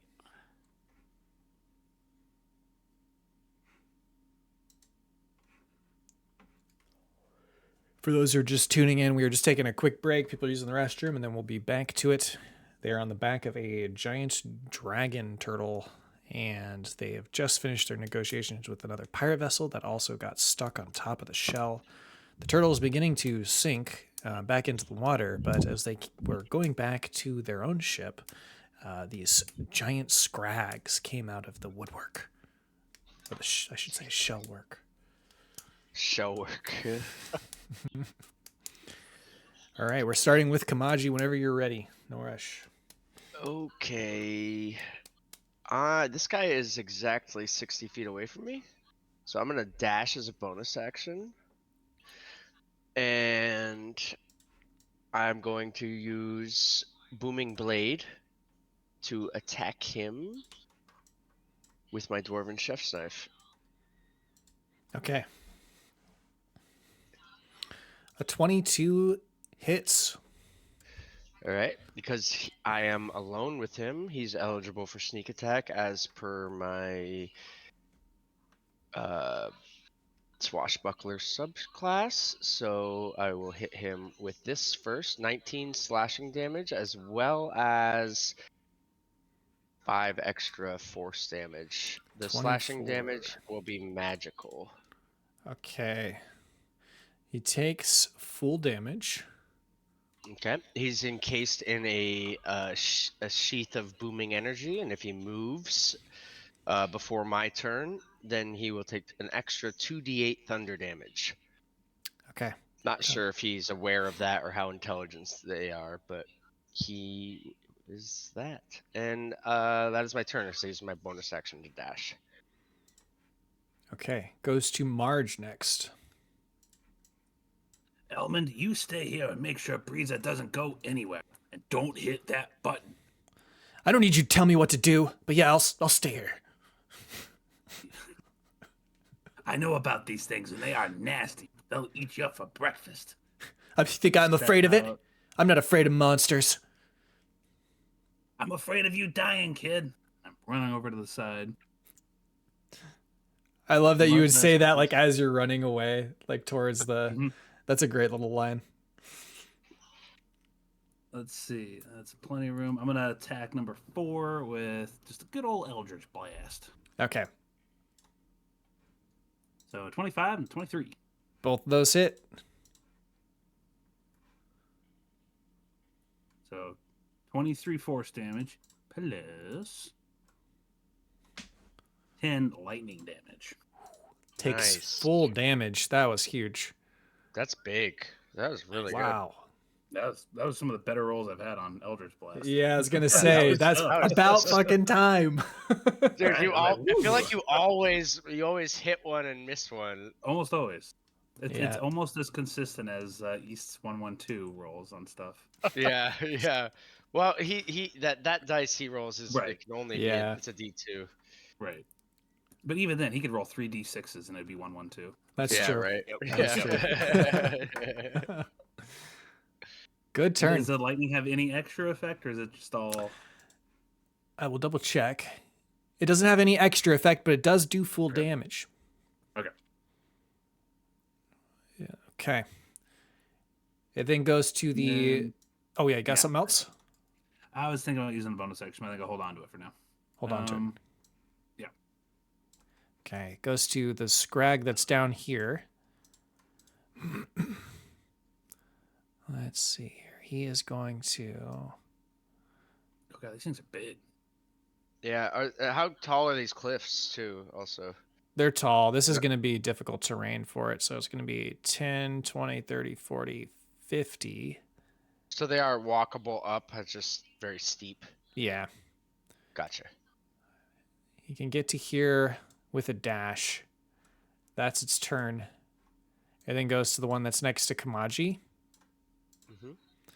And it is going to use 3 attacks, 1 with its bite and 2 with its claws, as it lurches towards you with its jaws open. It tries to bite at one of your arms. Miss. Do you have all of your HP? I do. Okay. Then it's going to swipe with a claw. A 10 Miss. misses. Swipes again with a 16, and it also misses. Wow. Horrible rolls. Jeez. That's really Mine's great, just though, over for just you. like, Sure is. I Prince- see those 3d4 and 2d8 damage rolls. I do not like that. Prince Elmund is at the edge of the cliff. He draws his sword and he goes, "For King Rig!" And then he slides down the embankment to the next Wait, level. no, you're supposed to stay with the pirate. Is it not difficult terrain going down, or is it still difficult terrain? I would say it is still difficult terrain, but I'm going to make him roll in athletics or acrobatics. You could choose, but he's going to roll athletics. And he passes. He gets to here. So that means it's not difficult terrain if he rolls athletics, or what? Yeah, it's not difficult terrain. But if he failed that, he's going to take some damage. Got it. He's now going to rage. And he's going to use... Hold on, I've got to get this set up. It looks like I forgot something. There we go. He's going to use his rapier. What an idiot rushing in like that. God damn it. Is he not going to use his brand new sword he got from Oh, he's using it. the pirate, or is that it? That's That's it. it. Okay. So once per turn, when you hit a creature with an attack using this magic weapon, you can wound the target. At the start of each of the wounded creature's turns, it takes an additional 1d4 necrotic damage for each time you've wounded it. And it can then make a DC 15 con save throw, ending the effect of all such wounds on itself on a success. Okay, and alternatively, the wounded creature, a creature within 5 feet of it, can use an action to make it the wisdom medicine check, ending the effect of such wounds on it. So right now he's got 1 wound. I'm going to go ahead and set up a condition for this. Give me 1 moment. Call it wounded. I also don't mind keeping track if you want me to. That would be amazing. Yeah. Yeah, I'll keep track for you. Thank you. All right. So Prince Elmund is raging. He does add 2 damage to that. So it's going to be 15 total. Not bad for a kid. Not bad. It's the start of his turn. Okay, let me just double check something. I think that's all I can do at this level. Okay. It's then going to go to the next Greater Scags turn. What level is he at, out of curiosity? He is level 2. Okay, yep. Rip. Yep.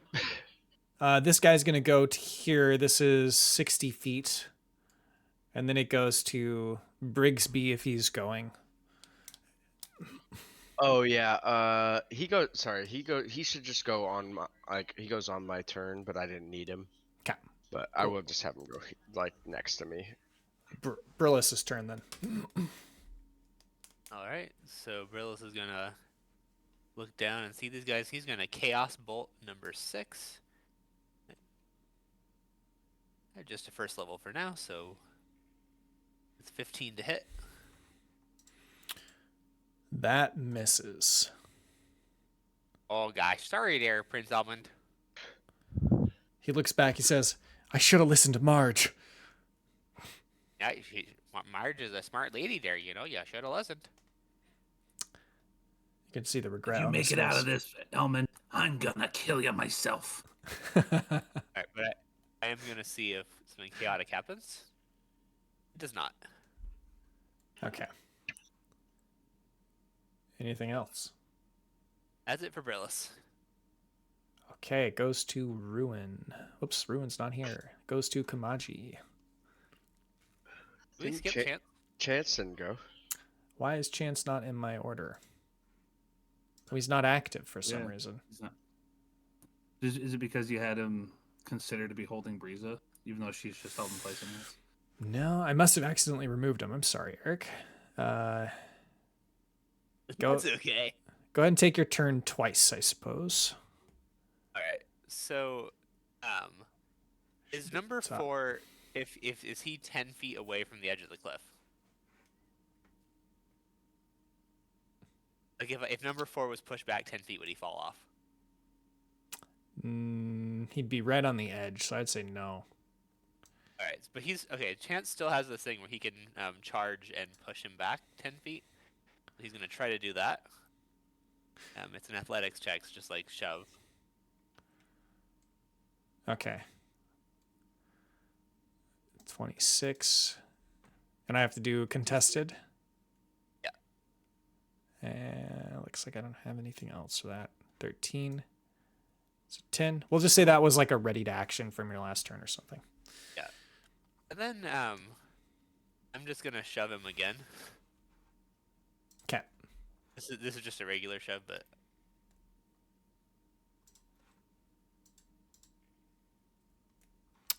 Okay. I push him off the cliff.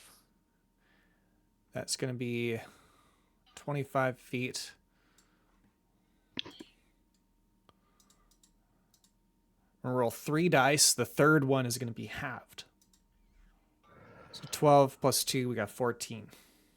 Okay. And then I'm just gonna go over here so that it's flanking. Hey, Prince Edmund, get out of here!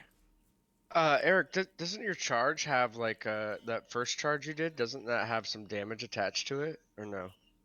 It can. So the charge is either a shove with extra push, or Oh, it's okay.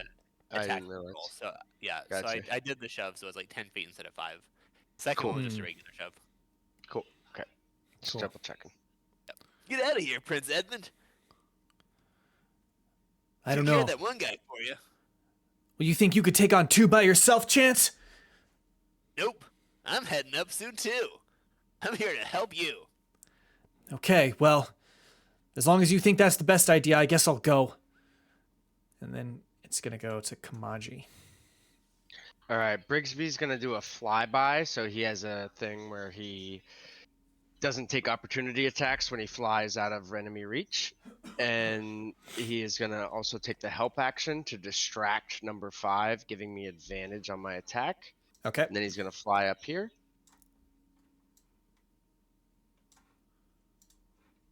And then Kamaji is going to attack number 5 with Booming Blade once again. This time with advantage. That hits. 25 to hit. Alright, that's going to be 26 slashing damage plus 5 thunder damage, so 31 total. Very nice. I get a free disengage because I hit him. So I am going to go, let's see, that's 10 feet. And then I'm going to dash. So it's another 30 to get up here. So that's 40 of my 60. I have another 20 feet of movement. So I'm just going to go on the other side of this tree, bush, sea bush, whatever you like. Okay. And that's my turn. Then goes to Marge. How's that one looking at this point? You would know that's below half. Oh, that's it. Damn, we've done like 80 damage to it. Yeah, by the way, Shafe, if you ever see like a orange ring around something, that indicates half health or less, and red indicates quarter health or less. Because it looks... Oh, I see the orange now. Oh, that is very tough to see. Yeah. It is. It's like outside of another orange ring. It is tough to see. That's why I'm pointing it out, because I've never noticed that. Yeah, it's tough to notice. Right, Marge's gonna move 20 feet back this way. Let's see how close this may be. Okay, that's good. Here. Okay. And then I summon hellfire upon you. Get away from Elmund, you beast. I'm gonna cast Pillar of Fire. My new special attack. It is a pillar of fire, 5-foot radius, 30-foot high cylinder, centered on a point within range. Each creature must make a dex saving throw on a. That's like 10d6 fire damage on a failed save, half as much as successful. Okay, so passed, but still taking half damage. Damn. Okay. That's a lot of ones. 15 fire damage. 15. Okay. Okay. When you do this, you notice that sort of this gleam on the skin of the scrag seems to go away. You can roll a nature check just real quick, since you know something about. Actually, you already rolled a nature check on scrags, so you know that when you hit them with fire or acid damage, they're unable to regenerate if they're standing within water. Okay.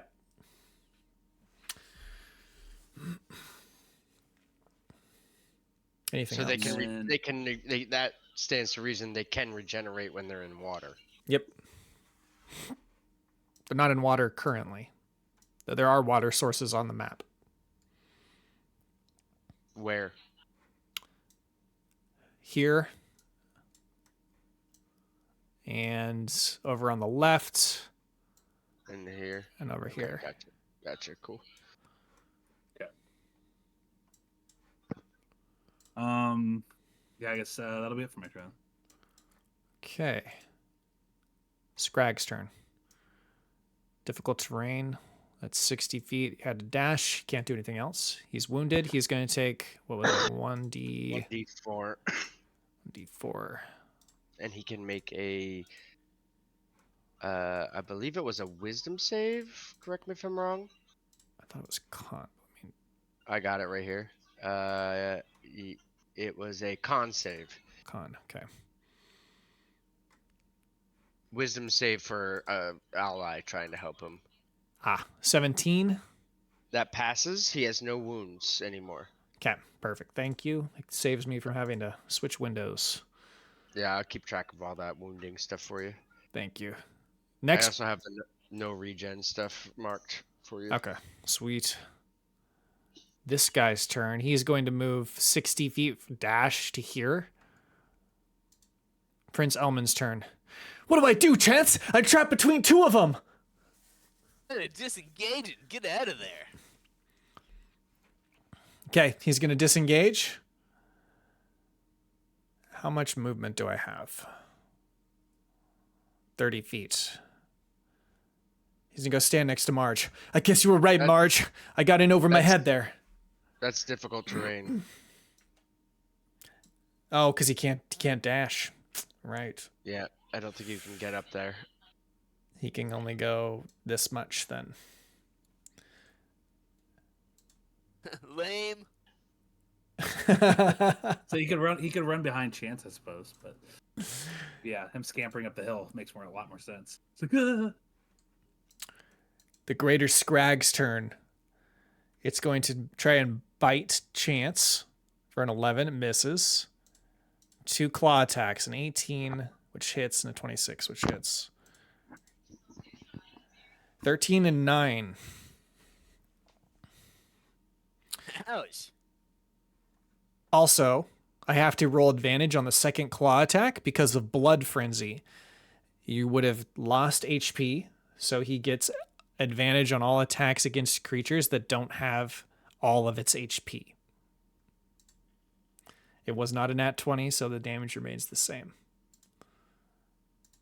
Brillis's turn. Fuck him up, Brillis.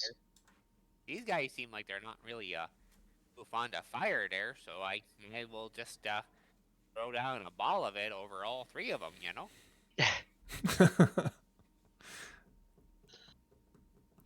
So I fireball all those guys. Okay, That dex is- save. Yep. And it Only one passes. not a great fireball, but 24. Okay. Looks like 7 passed, so 5 and 4 are going to take. Dude, all that's of a it. terrible fireball. Oh my god. Yeah. That pillar of fire was only 5 points under average, but that one is so far Yep. under average. That one's like that's like 7 points Third. under average. Yeah, it's pretty bad. It Okay. also ignites all like flammable objects. So if there's anything here that's like burnable, it's on fire right now. Yeah, all the plants they're- are burning. So they all have no regen now, correct? Yep. Well, I Okay. suppose that's something there, and I'm gonna see if there's a. Oh no. Needs to be a nat 1 for something chaotic to happen. Oh, I see. That's his wild magic thing. Chance's turn. All right.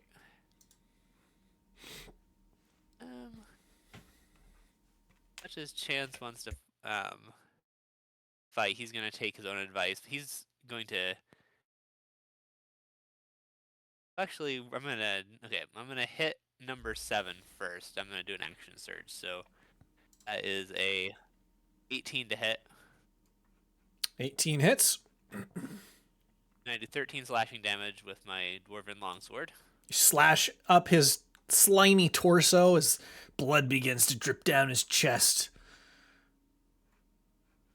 And then I'm going to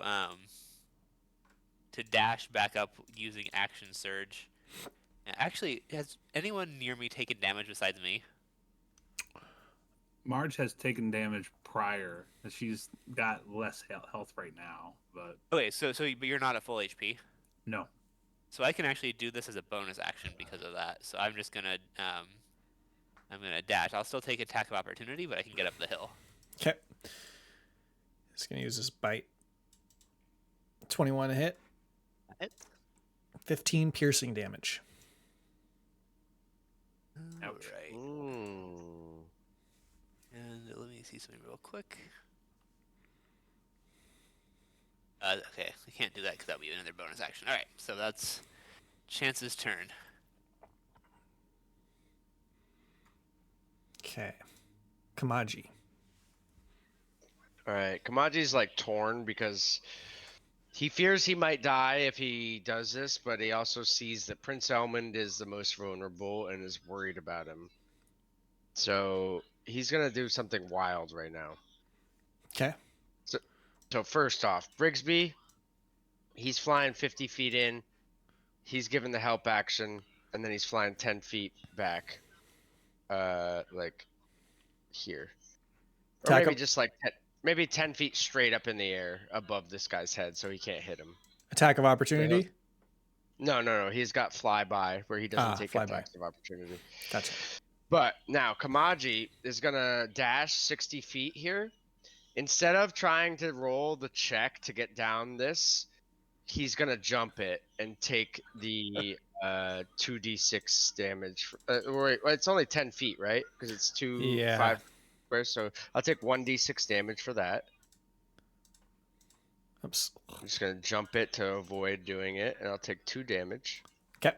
Which sucks because now those guys have attacks of opportunity on me, or not, or advantage, rather. I mean, but it also enables me to do this. It's 23 to hit, That hits. 26 slashing damage, Describe how you destroy it. and the also other d6. Basically, I gut him through the lower part of his chin, up through his chest, up through his skull. I mean, and like as he's like shuddering, like twitching, about to die, the thunder damage kicks in. His head explodes over everybody else. Blood and fish scales and guts splatter against Elmund's face as he's crawling up the side of the cliff. He smells like fish now. So do you. Real rotten fish. Can I say that, like, because of Kamaji's like superior intellect and knowledge of trigonometry, he stabs him and like ducks below, so it just splatters out in like an umbrella over him, and he doesn't get fishy. Roll an acrobatics check. I will. I'm really good at acrobatics, and I will roll that. But I kind of want to role play it as it was like a calculated move rather than I a see. acrobatic move. We'll give it to you So could I because of roll, the like, the can I 23, roll I like think. an intelligence saving throw, which is actually a worse thing for me. Oh, I see. Sure. Oh my god, I'm covered in it. Oh man.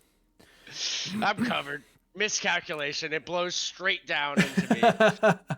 It blows all over at Prince Elmund too, but I would say that the body just lands against you and you've got just smeared fish guts all over you now.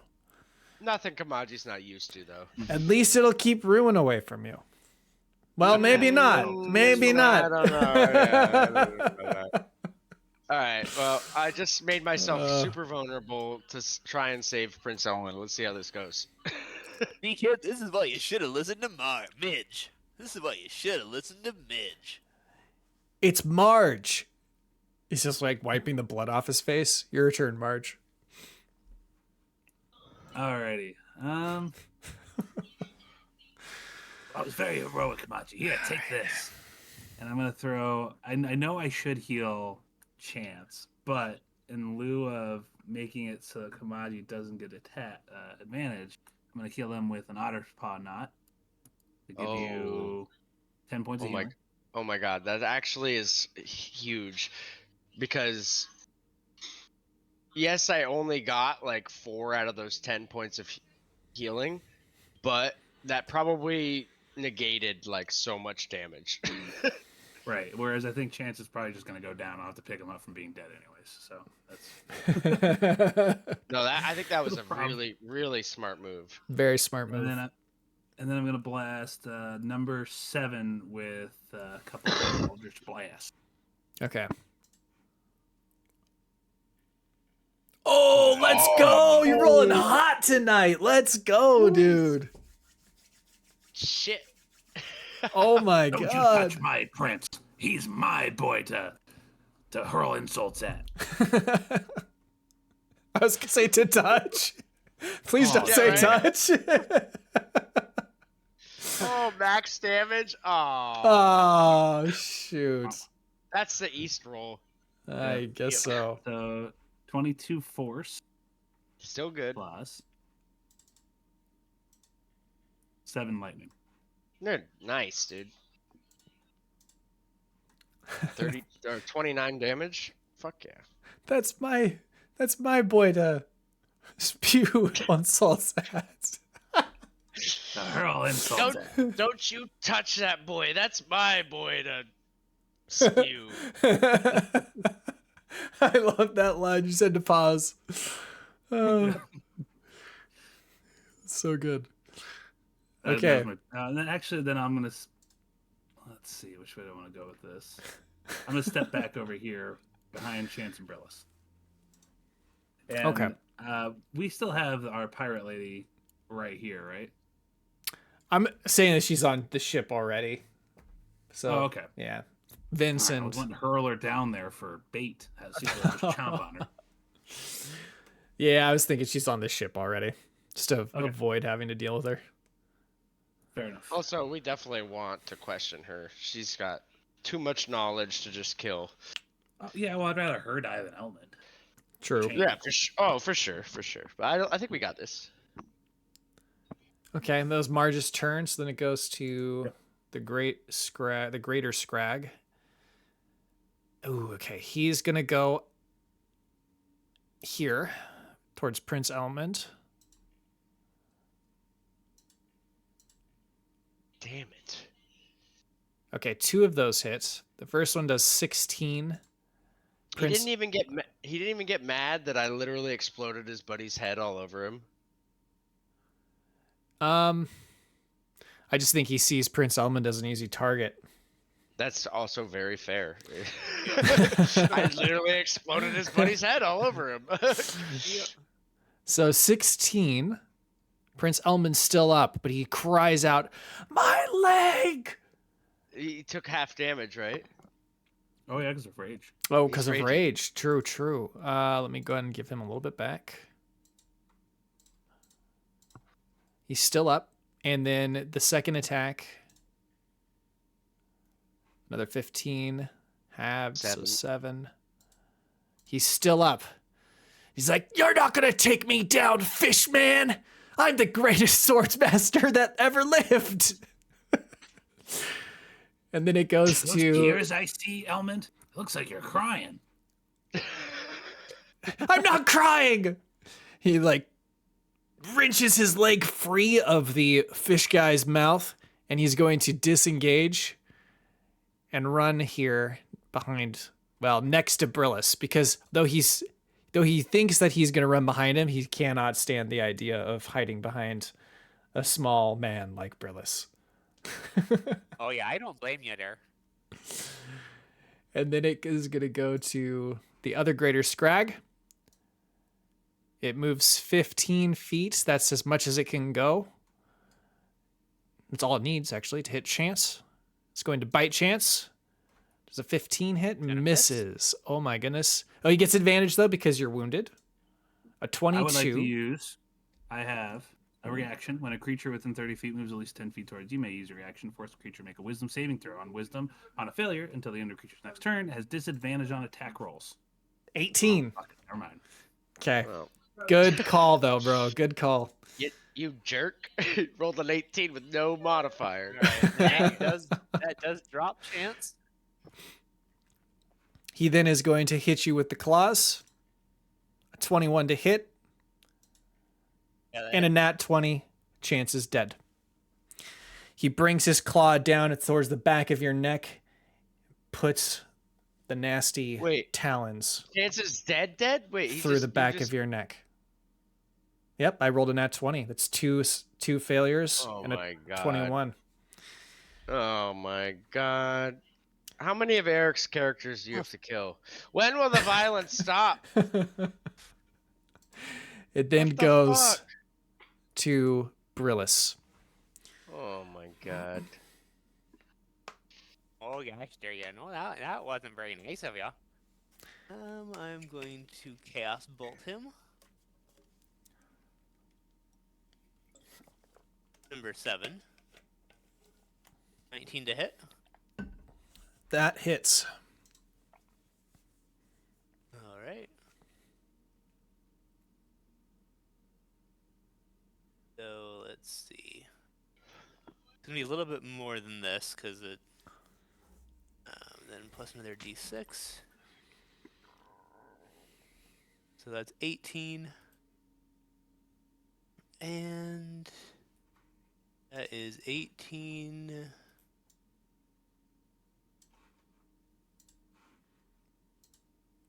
Acid damage. 18 acid damage to number 7. Yep. Okay, that prevents it from regenerating if it was standing in water. Okay. Anything else from Brillis? You know, I suggest we take a little bit of a step back there, you know? These guys are pretty quick. Chance is gone. Kamaji, your turn. Oh my god. Sorry, Eric. Oh, that's all right. Can't believe I rolled a nat 20.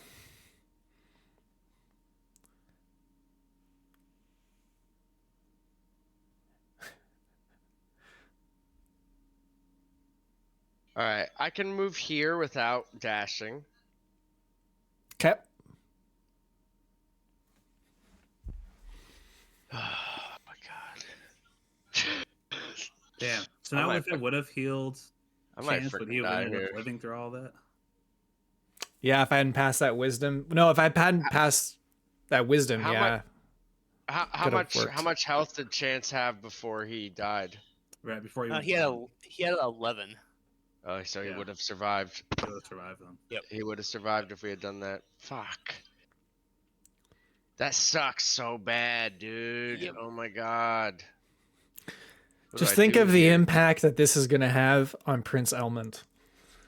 2 of his teachers now This boy's cursed. I'm developing a villain arc, okay? That's what's happening. So you did this on purpose. No. Don't make a chance. Aw. You did. You rigged the dice. He rigged the dice. He did it. It was his fault. I should have trusted the dice after all. You know what? Actually, can I take back my movement? I just thought of something epic to do instead. Yeah, it's still your turn, sure.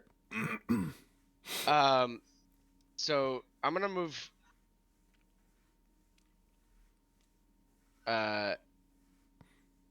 Up the hill to here. That's just kind of as far as I can go. Okay. Okay. And then I'm going to cast Fetch. Wisdom saving throws for both these gents. This is a risk, guys. This is a risk, but I'm doing it. Because they have low wisdom saves. They have no modifier, I noticed. So He just used up all of his good dice, so. I'm casting Fetch, and both of them have to make a wisdom saving throw.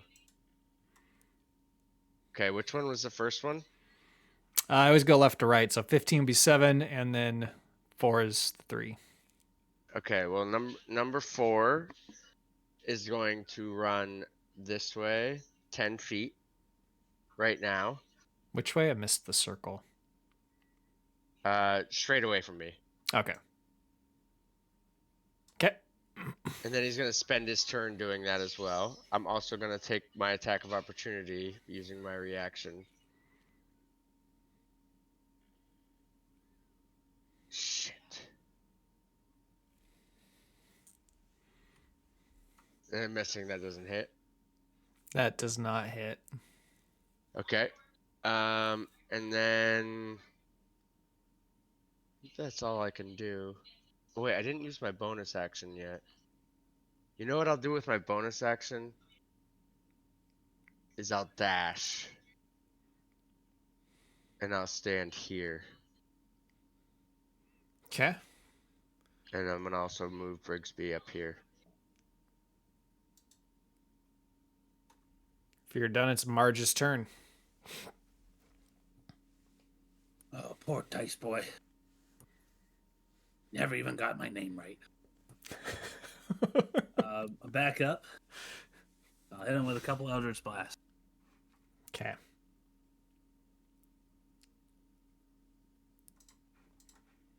Oh, wow. Another nat 20. What? Oh my God, dude. You're You rolling bastard. hot. Is- Let's do damage. This is on the crit. Roll crit. For 11 force damage. Ugh.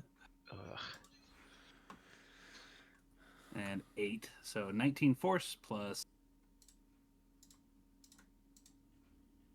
5 lightning damage. Pretty shit damage rolls there.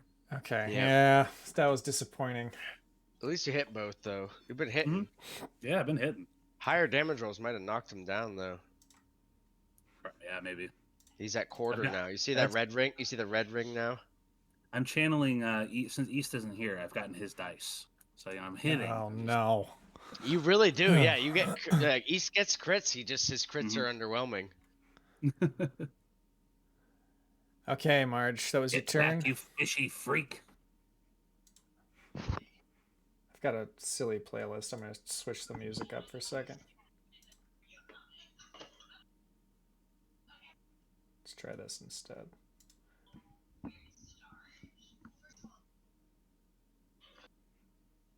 Yes, better. All right. It's the Scrag's turn. Oh my god. It is going to move. Oh wait, no, it's That not one's going. running. It's fetch. Fetching. Oh, It's fetching. It uses all of its available movement to move south. Okay, Don't it's forget the difficult terrain / you made us do athletics checks to get down, otherwise we fell. okay. He does it, Okay. but he's down there. That's his turn. I guess he can dash.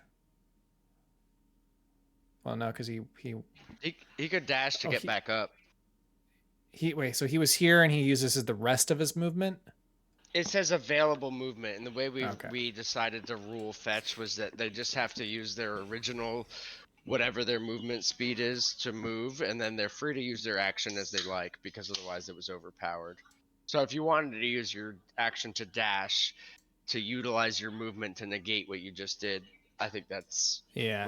within what we want fetch to act like, being that it's a homebrew spell anyway. Prince Elmund is going to move here.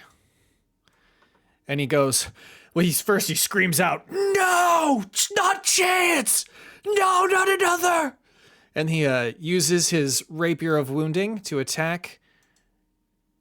He gets a 13, which is not enough. Ugh. But he is going to... Oh, he doesn't even have Reckless Attack. Oh, he does have Reckless Attack. That's level 2. He's going to Reckless Attack. 17, he's going to get the hits. 7 piercing damage. Actually, 9. Plus wounding, right? Plus wound. Yeah, that's true. No, wounding happens on their turn. And I'm marking it now. You're marking it, okay. Well, I their got it turn's on it, too. next, so. That's true. Oh yeah, so they will take it right now. 1d4. It's not enough. Still alive. Goes to Brillis. You can make a con save. Oh, it's your turn. Yeah, And it's its turn. Number 7. He gets to kill Elman now, too. All right. Oops. Okay. He's now Well, going you can to... skip it if you want. That's fine. No, I just missed the turn order. All right, he is going to hit Element. It's going to do 6 damage. He's still up. 2 claw attacks. Both of those... Ooh. Well, no, they get advantage, though, because... He's hurt. Yeah, actually, the other one should have had advantage, too. No difference. So 13. So only one of those extra hits. Dealing 11. Half of that, that is going to be 5. That's definitely knocking him down. You just hear the last words out of his mouth are, "Not chance to." And then it goes to Brillis' turn. Alright, we're gonna try fireballing them again, you know. Okay, there you gotta. Both of them's gotta make a roll, and 28 damage this time, you know. Oh, dexterity saving throw. 17. Looks like it passes. Yep.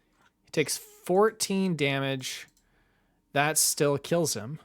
Does that circle in compass number 4? It's a 20-foot radius, so it should if I put it right in the center. Okay, Yeah. so then he's going to roll as well. That also passes. He takes...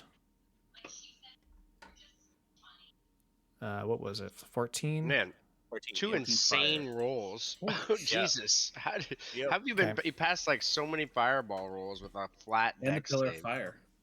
Yeah, what the Yeah. hell? Crazy. It's been a And tough I'm fight. just gonna take another step back there, you know. It goes to Kamaji next.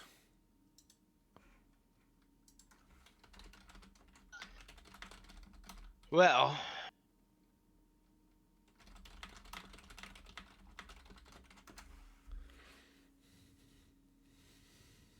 Kamaji's gonna spend his action to get Prince Elmund up. So I'm gonna use. I can do it with a bonus action on Marge's turn, just for the heads up. I know, and I thought about that, and I know you go before Kamaji or before the other monster in initiative, but I just feel like Kamaji, from a roleplay status, wouldn't do that. You know, he would get him up immediately, Oh, sure. Fair enough. just for the off chance that something bad could happen to him. So, especially after seeing Chance die, so he's gonna. I'm gonna use the potion as an action. 8 health points to Prince Elmund.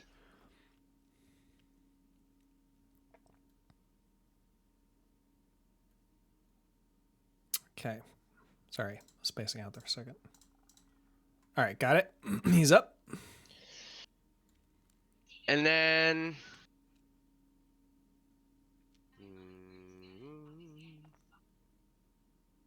I'm gonna just run down here.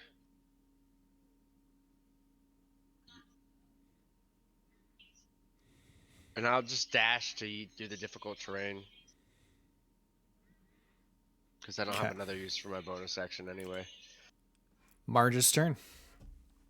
Were you moving Brigsby anywhere? No. I'm gonna keep him there. Okay. Step up to the edge of the cliff. Let's see. Do a couple more Eldritch Blasts. 15 and 13. Ah, they're the bad dice. Oof, both of those miss. Anything else? How close? It's 34. Yeah, and then where was that? I was back here. 15.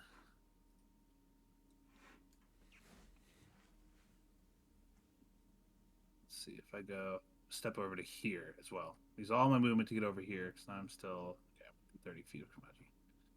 Cool. No, on my turn right there. Okay, the Greater Scags' turn is next. Are you at full health? Looks like you are. Yes. It's going to attack Kamaji. Lurches forward to bite him in the arm. A 16 to hit. It's not enough. As he swipes towards his midsection for a 22, that hits, dealing 14 slashing damage. It rips right through your tunic. You could see the slashes through your gut. Except as a reaction, I cast shield. And you miss. Okay. Because my AC is now 22. The last claw attack comes in. A 13, and that is not enough. He does not have advantage on the attack roll. You escape his attacks unscathed. Prince Elmund is up. Got a few tricks up my sleeve myself. Prince Elmund is going to roll a wisdom saving throw. At 20, he is going to stand next to Marge. And he is going to throw a javelin. A 24 to hit. It deals 11 piercing damage. No, that was sick. Hey, nicely done there, kid. You should stick to that more often.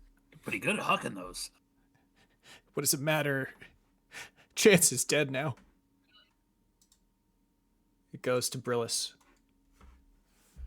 Maybe if he- you know, I'm gonna chaos maybe if ball he- this guy from way back. What were you saying? I was just to say, maybe if he threw more javelins, Chance wouldn't have rushed in to save him and wouldn't have died. Yeah, that's true, actually. If Prince Elmund hadn't rushed down, a chance would have handled that differently. Alright, so we're going to go after number 4. 12 to hit. I'm going to use my Tide of Chaos to get advantage on that. You get 21 instead. Nice. Okay. So that hit. That hits. Alright. I get an extra d6 on top of that. Okay, so that's 20. And that's going to be 20 thunder damage. Okay, it does the full effect. Very nice. And then I'm also going to see now if I have something chaotic happen. No, but I can regain my Tide of Chaos if we activate the Chaos thing right now. Always. Yes. You could just, All right. I just give you permission just to do it. You don't even have to ask me. Yeah. So the chaotic thing that happens as he gets his thing back is I cast the spell Mirror Image. 3 duplicates of Brillis appear in my space.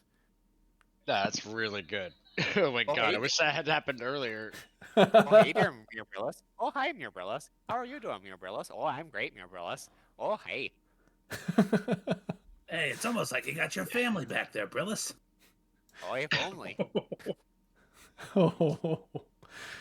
Kamaji, your turn. That was very It's like dark. that a little bit. Like, oh gosh, almost like it, but not quite. All right, Kamaji, after sidestepping back and forth, like from the monster's like claws, and then the last attack coming and like about to hit him, and at the last second he like cast a spell shield to like block it with like this force field of energy.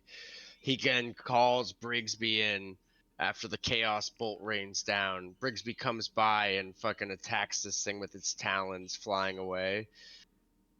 Okay. Then Kamaji casts Booming Blade once again, and once again goes for the same uppercut through the jaw. 17 to hit. That hits. You connect. 17 slashing damage as well as 5 thunder damage. It's still up, but it's just barely holding together. Damn it.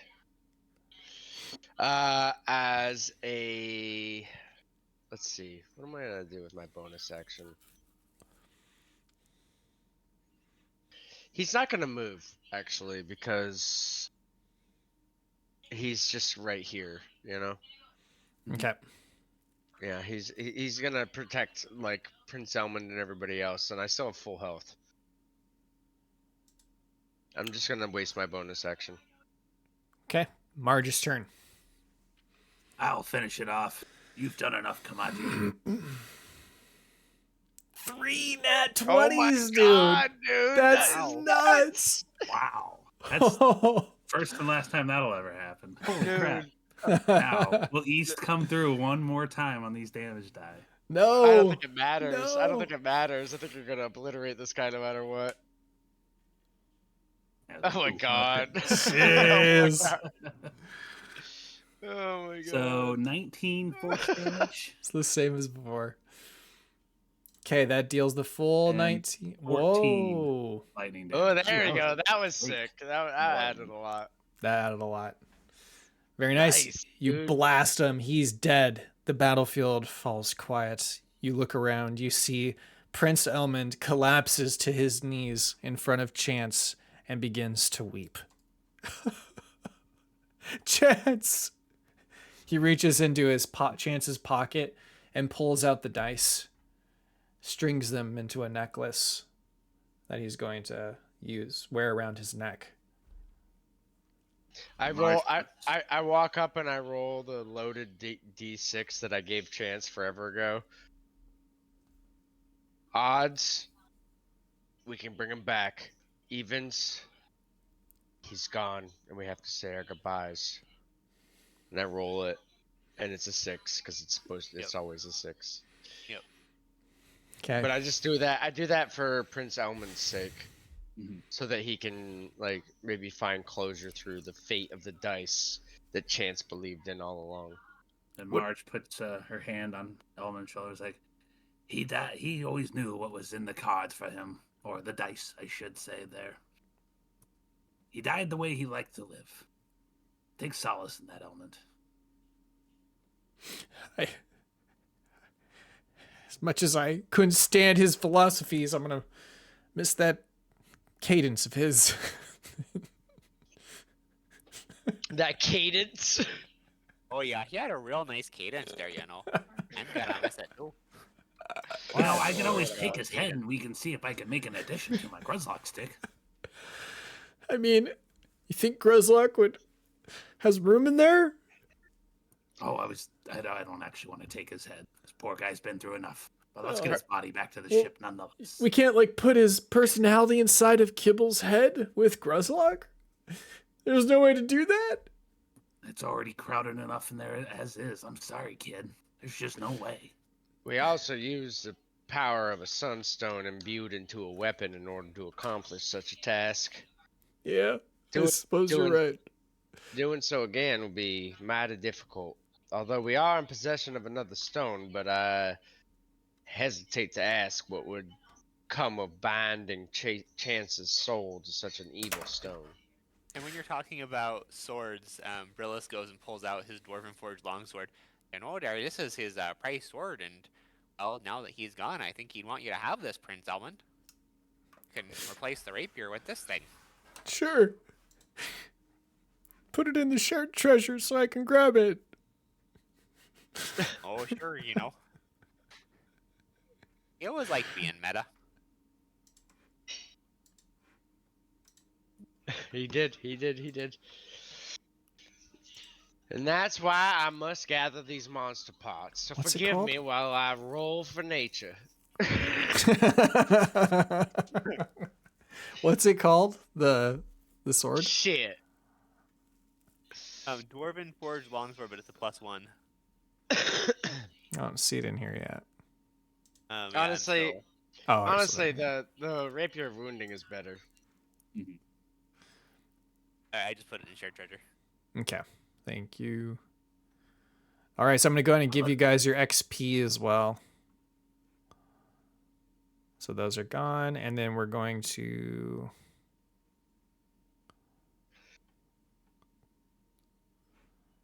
Six players. Why 6 players? You counting Brigsby in there? No, it should be 3. Well, Well, chance wait, 5, but Yeah, that's true. 4.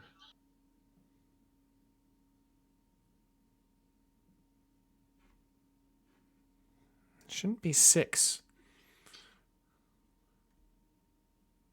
Definitely not. I think it's counting Brigsby. Oh, I know why. Because Yeah, Ruin. Yeah. There it goes. Now it should be 5. That 5 makes sense, though, because there's Chance did fight in it. So he takes up part of the XP because of his contribution. No, there's still only 4. Even Oh, like- Elmund. Elmund. Yeah. He's going to get a level up from this. Okay. It's pretty good XP for this. So, Greater Scrag encounter. Eric, I was not trying to pick on you in any way. It just kind of worked out that way. I'm sorry. No, this 2 characters of yours. Yep. That's You would have just failed one of my damn wisdom saves one of these times. Every time I throw a wisdom save at you, you roll like a 17 or higher. It's like, come on. I know. It's pretty brutal. I mean, if one of Eric's characters was gonna die, I'm much more glad that it was Chance than Brillis. Yep. Same. Oh yeah, for sure. Yeah. I like Brillis as a long-term character more than I liked Chance as a long-term character. Very true. Yeah. I felt like Chance was gonna die at some point. I didn't think it was gonna be this soon. Either to him, something like that, or just himself. Like the dice telling him to do something like. Exactly. No, that's what I The thought. I dice thought said, if I roll odds, I'm jumping off this cliff. All right, see you guys. I literally thought that was like Eric was gonna get bored of the character eventually and just do that like eventually, but I yeah. thought it was like gonna be like several months down the line, not like Mhm. Yep. I don't know. He actually grew on me a lot. I liked him. Yeah. Yeah, I felt like Like- he was becoming a more interesting character as I got. I liked him. Yep. I'm Yeah, like like pretty his- sad yeah. he's dead. Relationship. Although with not nearly as sad as Fram's death. Same. Oh yeah, Fram Yeah. was Fram. hit a Fram's lot death harder. hit so much harder. Yep. That was like. Yeah, that was I didn't crushing. know. I didn't really know how to. I didn't really know how to continue the session after Fram's death. I was like, Yep. I really need to like consider. I mean, I guess it was kind of fitting that I was like that because it's like that's how the character would have felt too. Like you don't process grief right away, you know. It takes Yeah. time. I think the biggest thing about Chance's death is he literally died because he was saving Prince Elmund. Mhm. Yeah. So it's going to be an interesting effect on Prince Elmund. Did Yeah. Chance Yep. did Chance worship a deity? He only worshipped Fate. At one point, he was a Ponk follower, but he gave up following Ponk when Fram died. Okay. So fate. I will Yep. look at my notes and then we'll determine Yeah. later where he goes. His religious belief is technically that there were higher powers playing a game of dice that Right. controlled his life. I guess technically he worshipped us. Yeah. And the dice really screwed him over Yep. this combat. They were like, no, you're dying. No wisdom save. Double hit and crit on the death counter. Yep. Like, Yeah, it was brutal. That was, yeah, the crit there was Probably like, why. oof. Okay, so you guys have finished the battle. The turtle is beginning to sink into the ground. You guys are going to go ahead and make it back to your ship. You have enough time to get there. Not the ground, but sinking into the ocean. All right, let me go ahead and move us. Oh, glad I got here before I ran out of stamina. I would have died out in that ocean.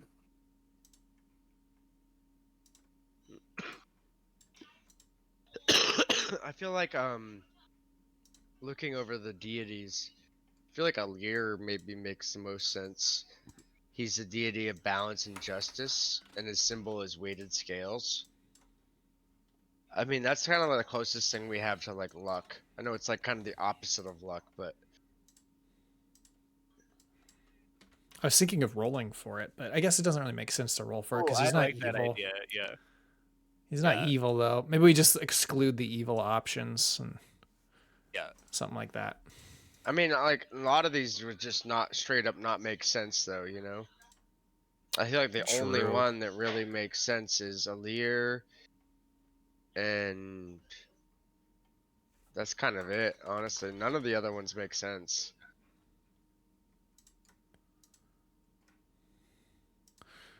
Why is this not working? There, now it's clear. Okay. All right, so you guys are going to be here. Back aboard the ship. I could also see it maybe being like Malachite or Tanuk, because like guile / mischief could also like be expanded to include like gambling and like chance, you know, and like luck. We could pick the ones that make the most sense and then roll for it.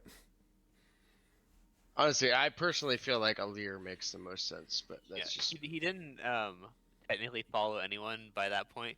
If you're looking for the last deity he followed at all, it would have been Punk. So he yeah. could I'm just join saying Fram. like what he like by worshiping fate and like by Yeah. living his life through the dice, like you Yeah. know he was like putting his faith in balance, you know. That's fair. We're gonna get That's in- like kind of how I see it. We're gonna get to a point though where if he goes to join Punk and Fram, you're gonna like have a scene months in the future where you're playing like 8 characters all together, or another because they've all died. Matt's just gonna keep killing off all my characters so they can all Yeah. join Punk. I have another idea for him actually. Now that we're talking about it more, but let's talk about it after we finish this session here. If you're cool with that, at the end of it. So you guys have made it back to the boat, and the pirates are like, "Or can we leave? Can we go back to our ship?" We have the captain prisoner, right? You do. Yeah, they can go back. Okay. Not with her, but Not with her, right? Yeah, Yeah. not with her, and we got all the parts to their device they from can go the. back to their ship. They're just gonna. I have my notes. We have Okay. the stone. We have everything we need from their ship. One Tooth smiles, crooked grin. I always wanted a ship for myself. And he takes the rest of the pirates and they go back to the ship and they sail off. Oh wait, I'm gonna talk to One Tooth before he goes. I'll be Okay. like, listen. You remember these sails, you remember this flag, and you remember us. And next time if we happen to cross paths, you make sure you look the other way. And I hand him 500 gold pieces. He nods, an understanding, smiles, and then walks away. I'm letting you go with your own ship and your own crew. You just remember that. He says that he will. That half-toothless smile's gonna haunt my dreams. And his breath. Stinky. All right. So you get back to the ship and the captain sees that Chance is dead. What happened, lads and laddies? What happened to Chance? Well, he prayed to the dice gods, and the dice gods let him down. That's the way it goes sometimes when you subscribe to fate. That's why you don't gamble. You never gamble. I'm sorry, laddie. He walks up to Prince Elmund. Sometimes these mishaps happen in life. Don't take it too personally, you know. Prince Elmund gets all upset. You don't even know what you're talking about. I've already lost 2 people. He storms off and goes downstairs. I'm gonna follow him. Okay. All he needs is a good talk with Gruzlock, and that'll work. Figure him out. Gruzlock always has the wisest things to say. No. Let me grab our map for the downstairs, and we will have a talk with Gruzlock. Is everybody going down? Yeah. Brillis is just following the group. He's not as No, Marge is standing up on deck. She's looking out over the seas and kind of thinking about the recent loss again and how this one didn't hurt as bad, but man, a lot of people around her sure seem to die. Yeah, it's true. I can't remember where Ruin was with Elmund, I think, over here. She's sick in bed. Elmund's sitting in the chair.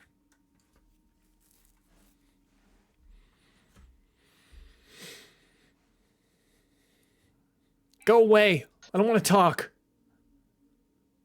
Well, unfortunately, I think we need to have a chat. Would you mind coming out here so we don't bother sick Ruin?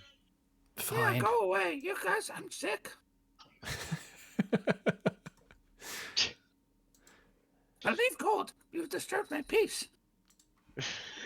Sorry, Ruin. Look, I know you want to talk about this, but I'm not in a good place right now. I've already lost 2 of my mentors, even though arguably one of them sucked at it.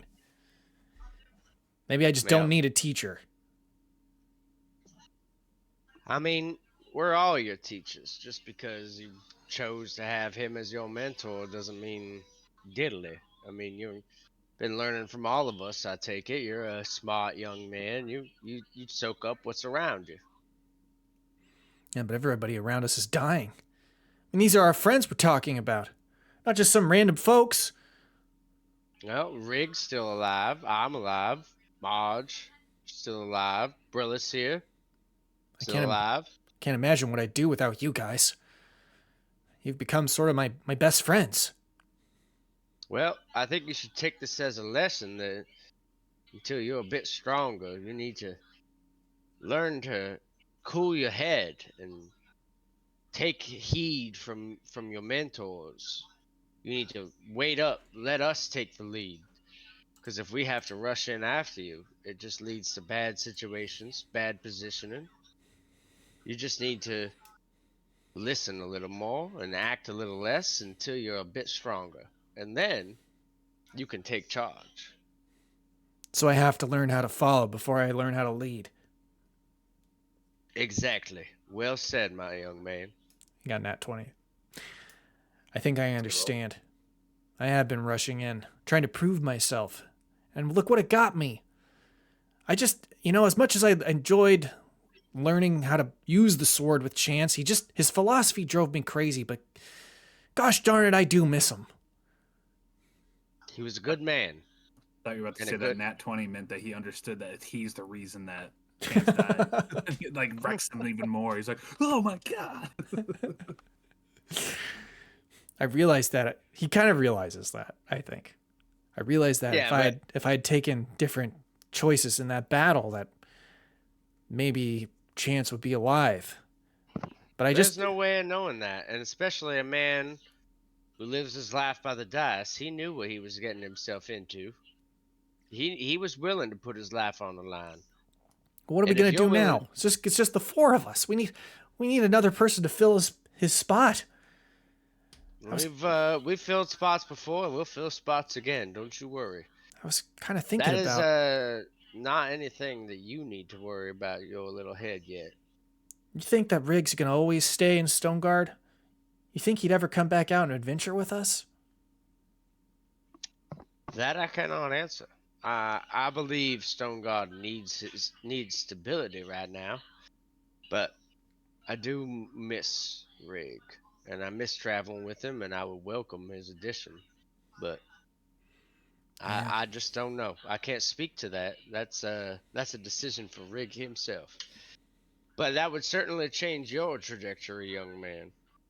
All I can say, Kamaji, is that there's something dark building inside of me. It's like a quiet anger. A rage. I've noticed as much, and I don't much care for it, if I'm being honest, Prince Elmund, and I think that's something you need to get a hold of. It just and I think takes control of me, you know? I can feel it building up. Like this internal pressure, almost like a mechanism that you just can't stop, and I just want to just kill something sometimes, you know? I'm just so angry about everything. Well, perhaps you can join me in the kitchen later, and I can show you how I get my anger out. All right. Oh, Maybe don't I'll- do that, Elmund. You don't want to end up like a stick like me. Gruzlock stick propped up in the corner says, well, I'm still feeling seasick, though. Yeah, I suppose so. But even Gruzlock, stuck in a stick. Just feels like time's changed. And it's hard to change with him. I'll meet you in the kitchen later, I guess. I'm just going to change my clothes for a second. He walks back in. Yeah, I need to change as well. Covered in that what scab blood or whatever they're called. Scrags. Scrag juice. Scrag juice. I'll see you later for dinner. I'll help you cook. Sounds good. I'll meet you down there in 30 minutes. Okay. All right. We're going to go ahead and I think conclude our session here today. I'm going to play our outro song and then we will come back. And I just wanted to talk to Eric about a few thoughts that I had. Yep. We need like a slowed down version of the song we can play on sad ending episodes. Oh, yeah, that'd be so good. That would be great. That's a really good idea.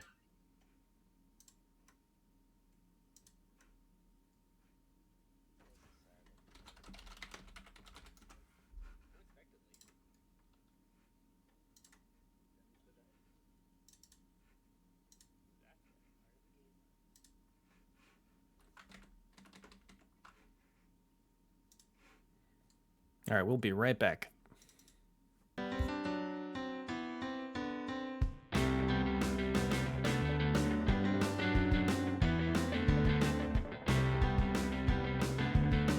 I guess I couldn't stand it. Now I finally feel free as we explore this planet.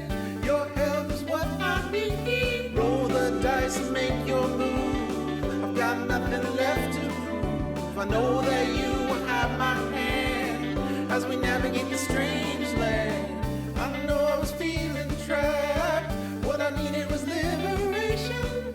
Now I know you got my back as we continue our exploration. Roll the dice and make your move. I've got nothing left to prove. I know that you will have my hand as we navigate the strange land.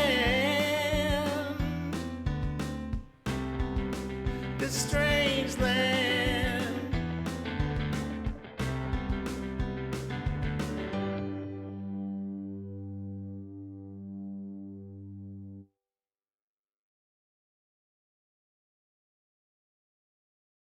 Emoji. I will add one. I actually have a space for it now. He joined at the same time Brillis did. I have a limit on how many I can have on Twitch, Yep. but I just earned a new one, so I will put it on. And that's okay. We don't need to. No, we got to have one. I'll definitely add it. Okay. Yeah. Okay. I don't have the room for Yeah, Brillis dude. yet, though. I have to reach certain goals, and then I get unlock new ones. Yeah, that means you have to stop killing characters, dude. Yeah. Yeah, that's true. I don't put that one on you at all, though. That was how the dice laid that time. That was unfortunate. I don't know. I felt like I We made even- myself a pretty big target and tried to get as close as possible to them, and they still went for. Yeah, but that was number 7. That was one to the farther left, and then he. Still, he had to go up like difficult terrain to get to chance. Like I was definitely closer. Yeah. Then And we tried to help him out with certain thises and that's. Just My thought was that if you get up to the ledge, though, it's harder for them to get to you because they don't have ranged. So trying to keep all their enemies closer was sort of the idea. They weren't dumb. They had like 10 intelligence.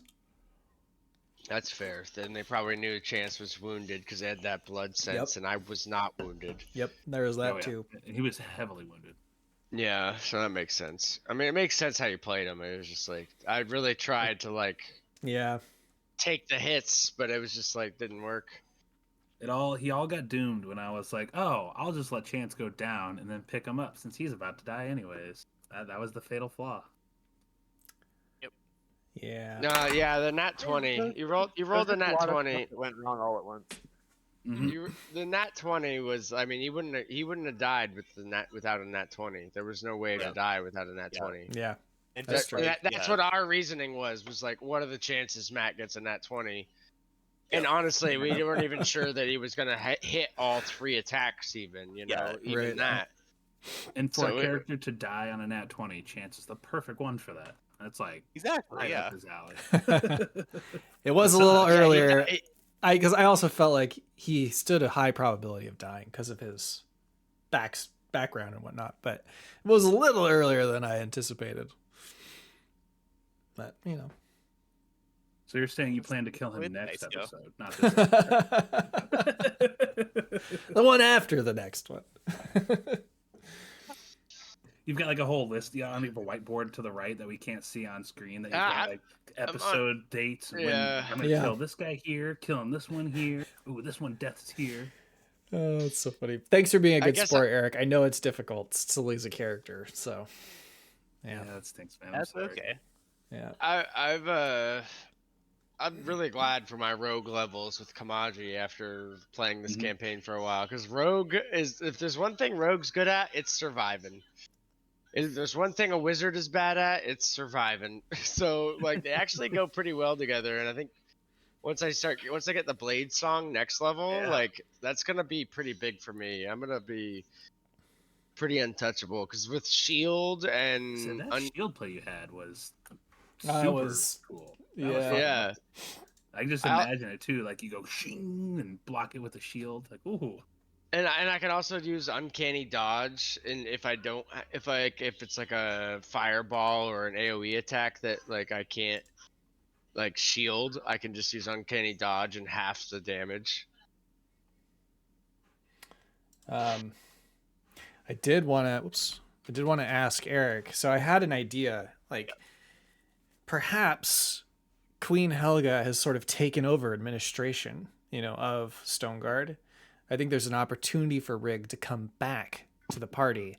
2 reasons. One, because Helga's taken over and doing more duties and understanding how the politics works in Stoneguard. But 2, I would imagine Rig is really tired of all of that all the things that she's good at, and he wants to go back with his friends. He doesn't want to be king. We could bring Rig back. I think that'd be a good idea. I was It's a- gonna say I wasn't quite ready to make a new character yet. Yeah.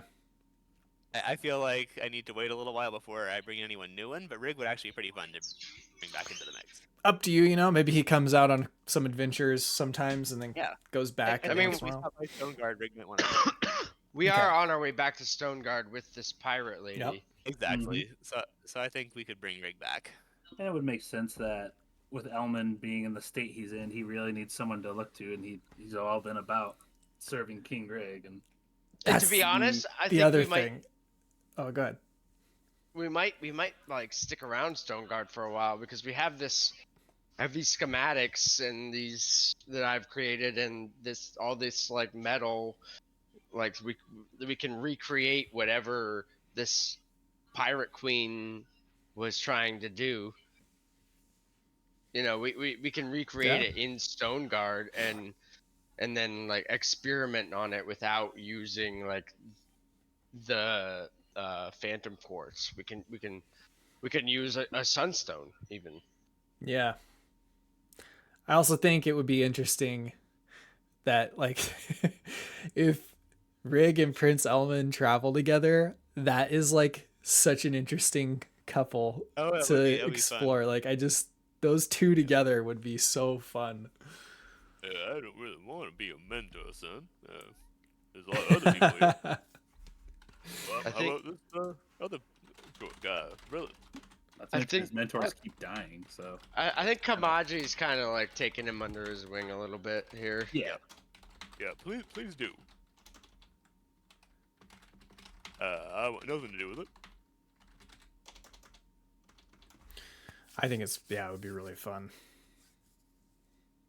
I think it's gonna be. I think that'd be good for him too, because I think Kamaji will, like, unless he keeps putting himself in ridiculous situations like that. Like even then though, like I'm pretty survivable. Like I can keep myself alive. I just struggle at keeping other people alive.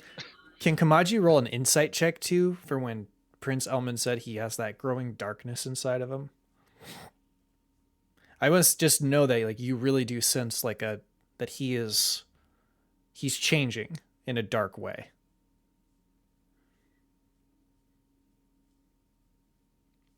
Kamaji just fucking like kills him in his sleep. It was gonna be bad later. DM told me it was gonna be a whole villain arc. I had to do it, guys. Trust me. I just saved like Stoneguard like a 5-year war. I swear, dude. Just believe me. I just saved like 20,000 lives. It's the baby Hitler argument.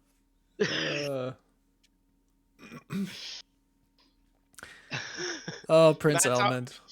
Matt's always trying to nudge me to make Kamaji a little darker and edgier. So there you go, Matt. Too much too fast. I just killed a child in his sleep. Wow, Kamaji, you this happy chili now? sure does have a different flavor to it. Oh, Much no. gas. Oh god. I finished Delicious in Dungeon. Oh, nice. I love it. It's like one of my favorites. It's really fun. I really enjoyed it. All right. Well, GG's. That was fun. GG's. GG, Yeah. guys. I'm glad we still played. Yeah, me Yep, too. same. Yep. And I we was can- missing we it can last make- week. It felt weird not playing last week. Yeah. It'd been quite a while since we missed a session. Yeah. True. Don't ever feel And, bad about missing though. You know, life comes up and No, but happens. yeah, I mean, I had to work tonight, but like I was able to get out early enough to still play most of it. Yeah. cool. Yeah, you missed very little at the start. I actually honestly don't mind even just doing 2 of you guys for a session as I could see being fun. So Yeah, it worked, for the first little while to have just me and Shafe. yeah, Mhm. that was fun. Okay, well, have a good evening, you guys. Yep. Yep. Later. Later, guys. GG's. GG's. All right, GG's, everybody.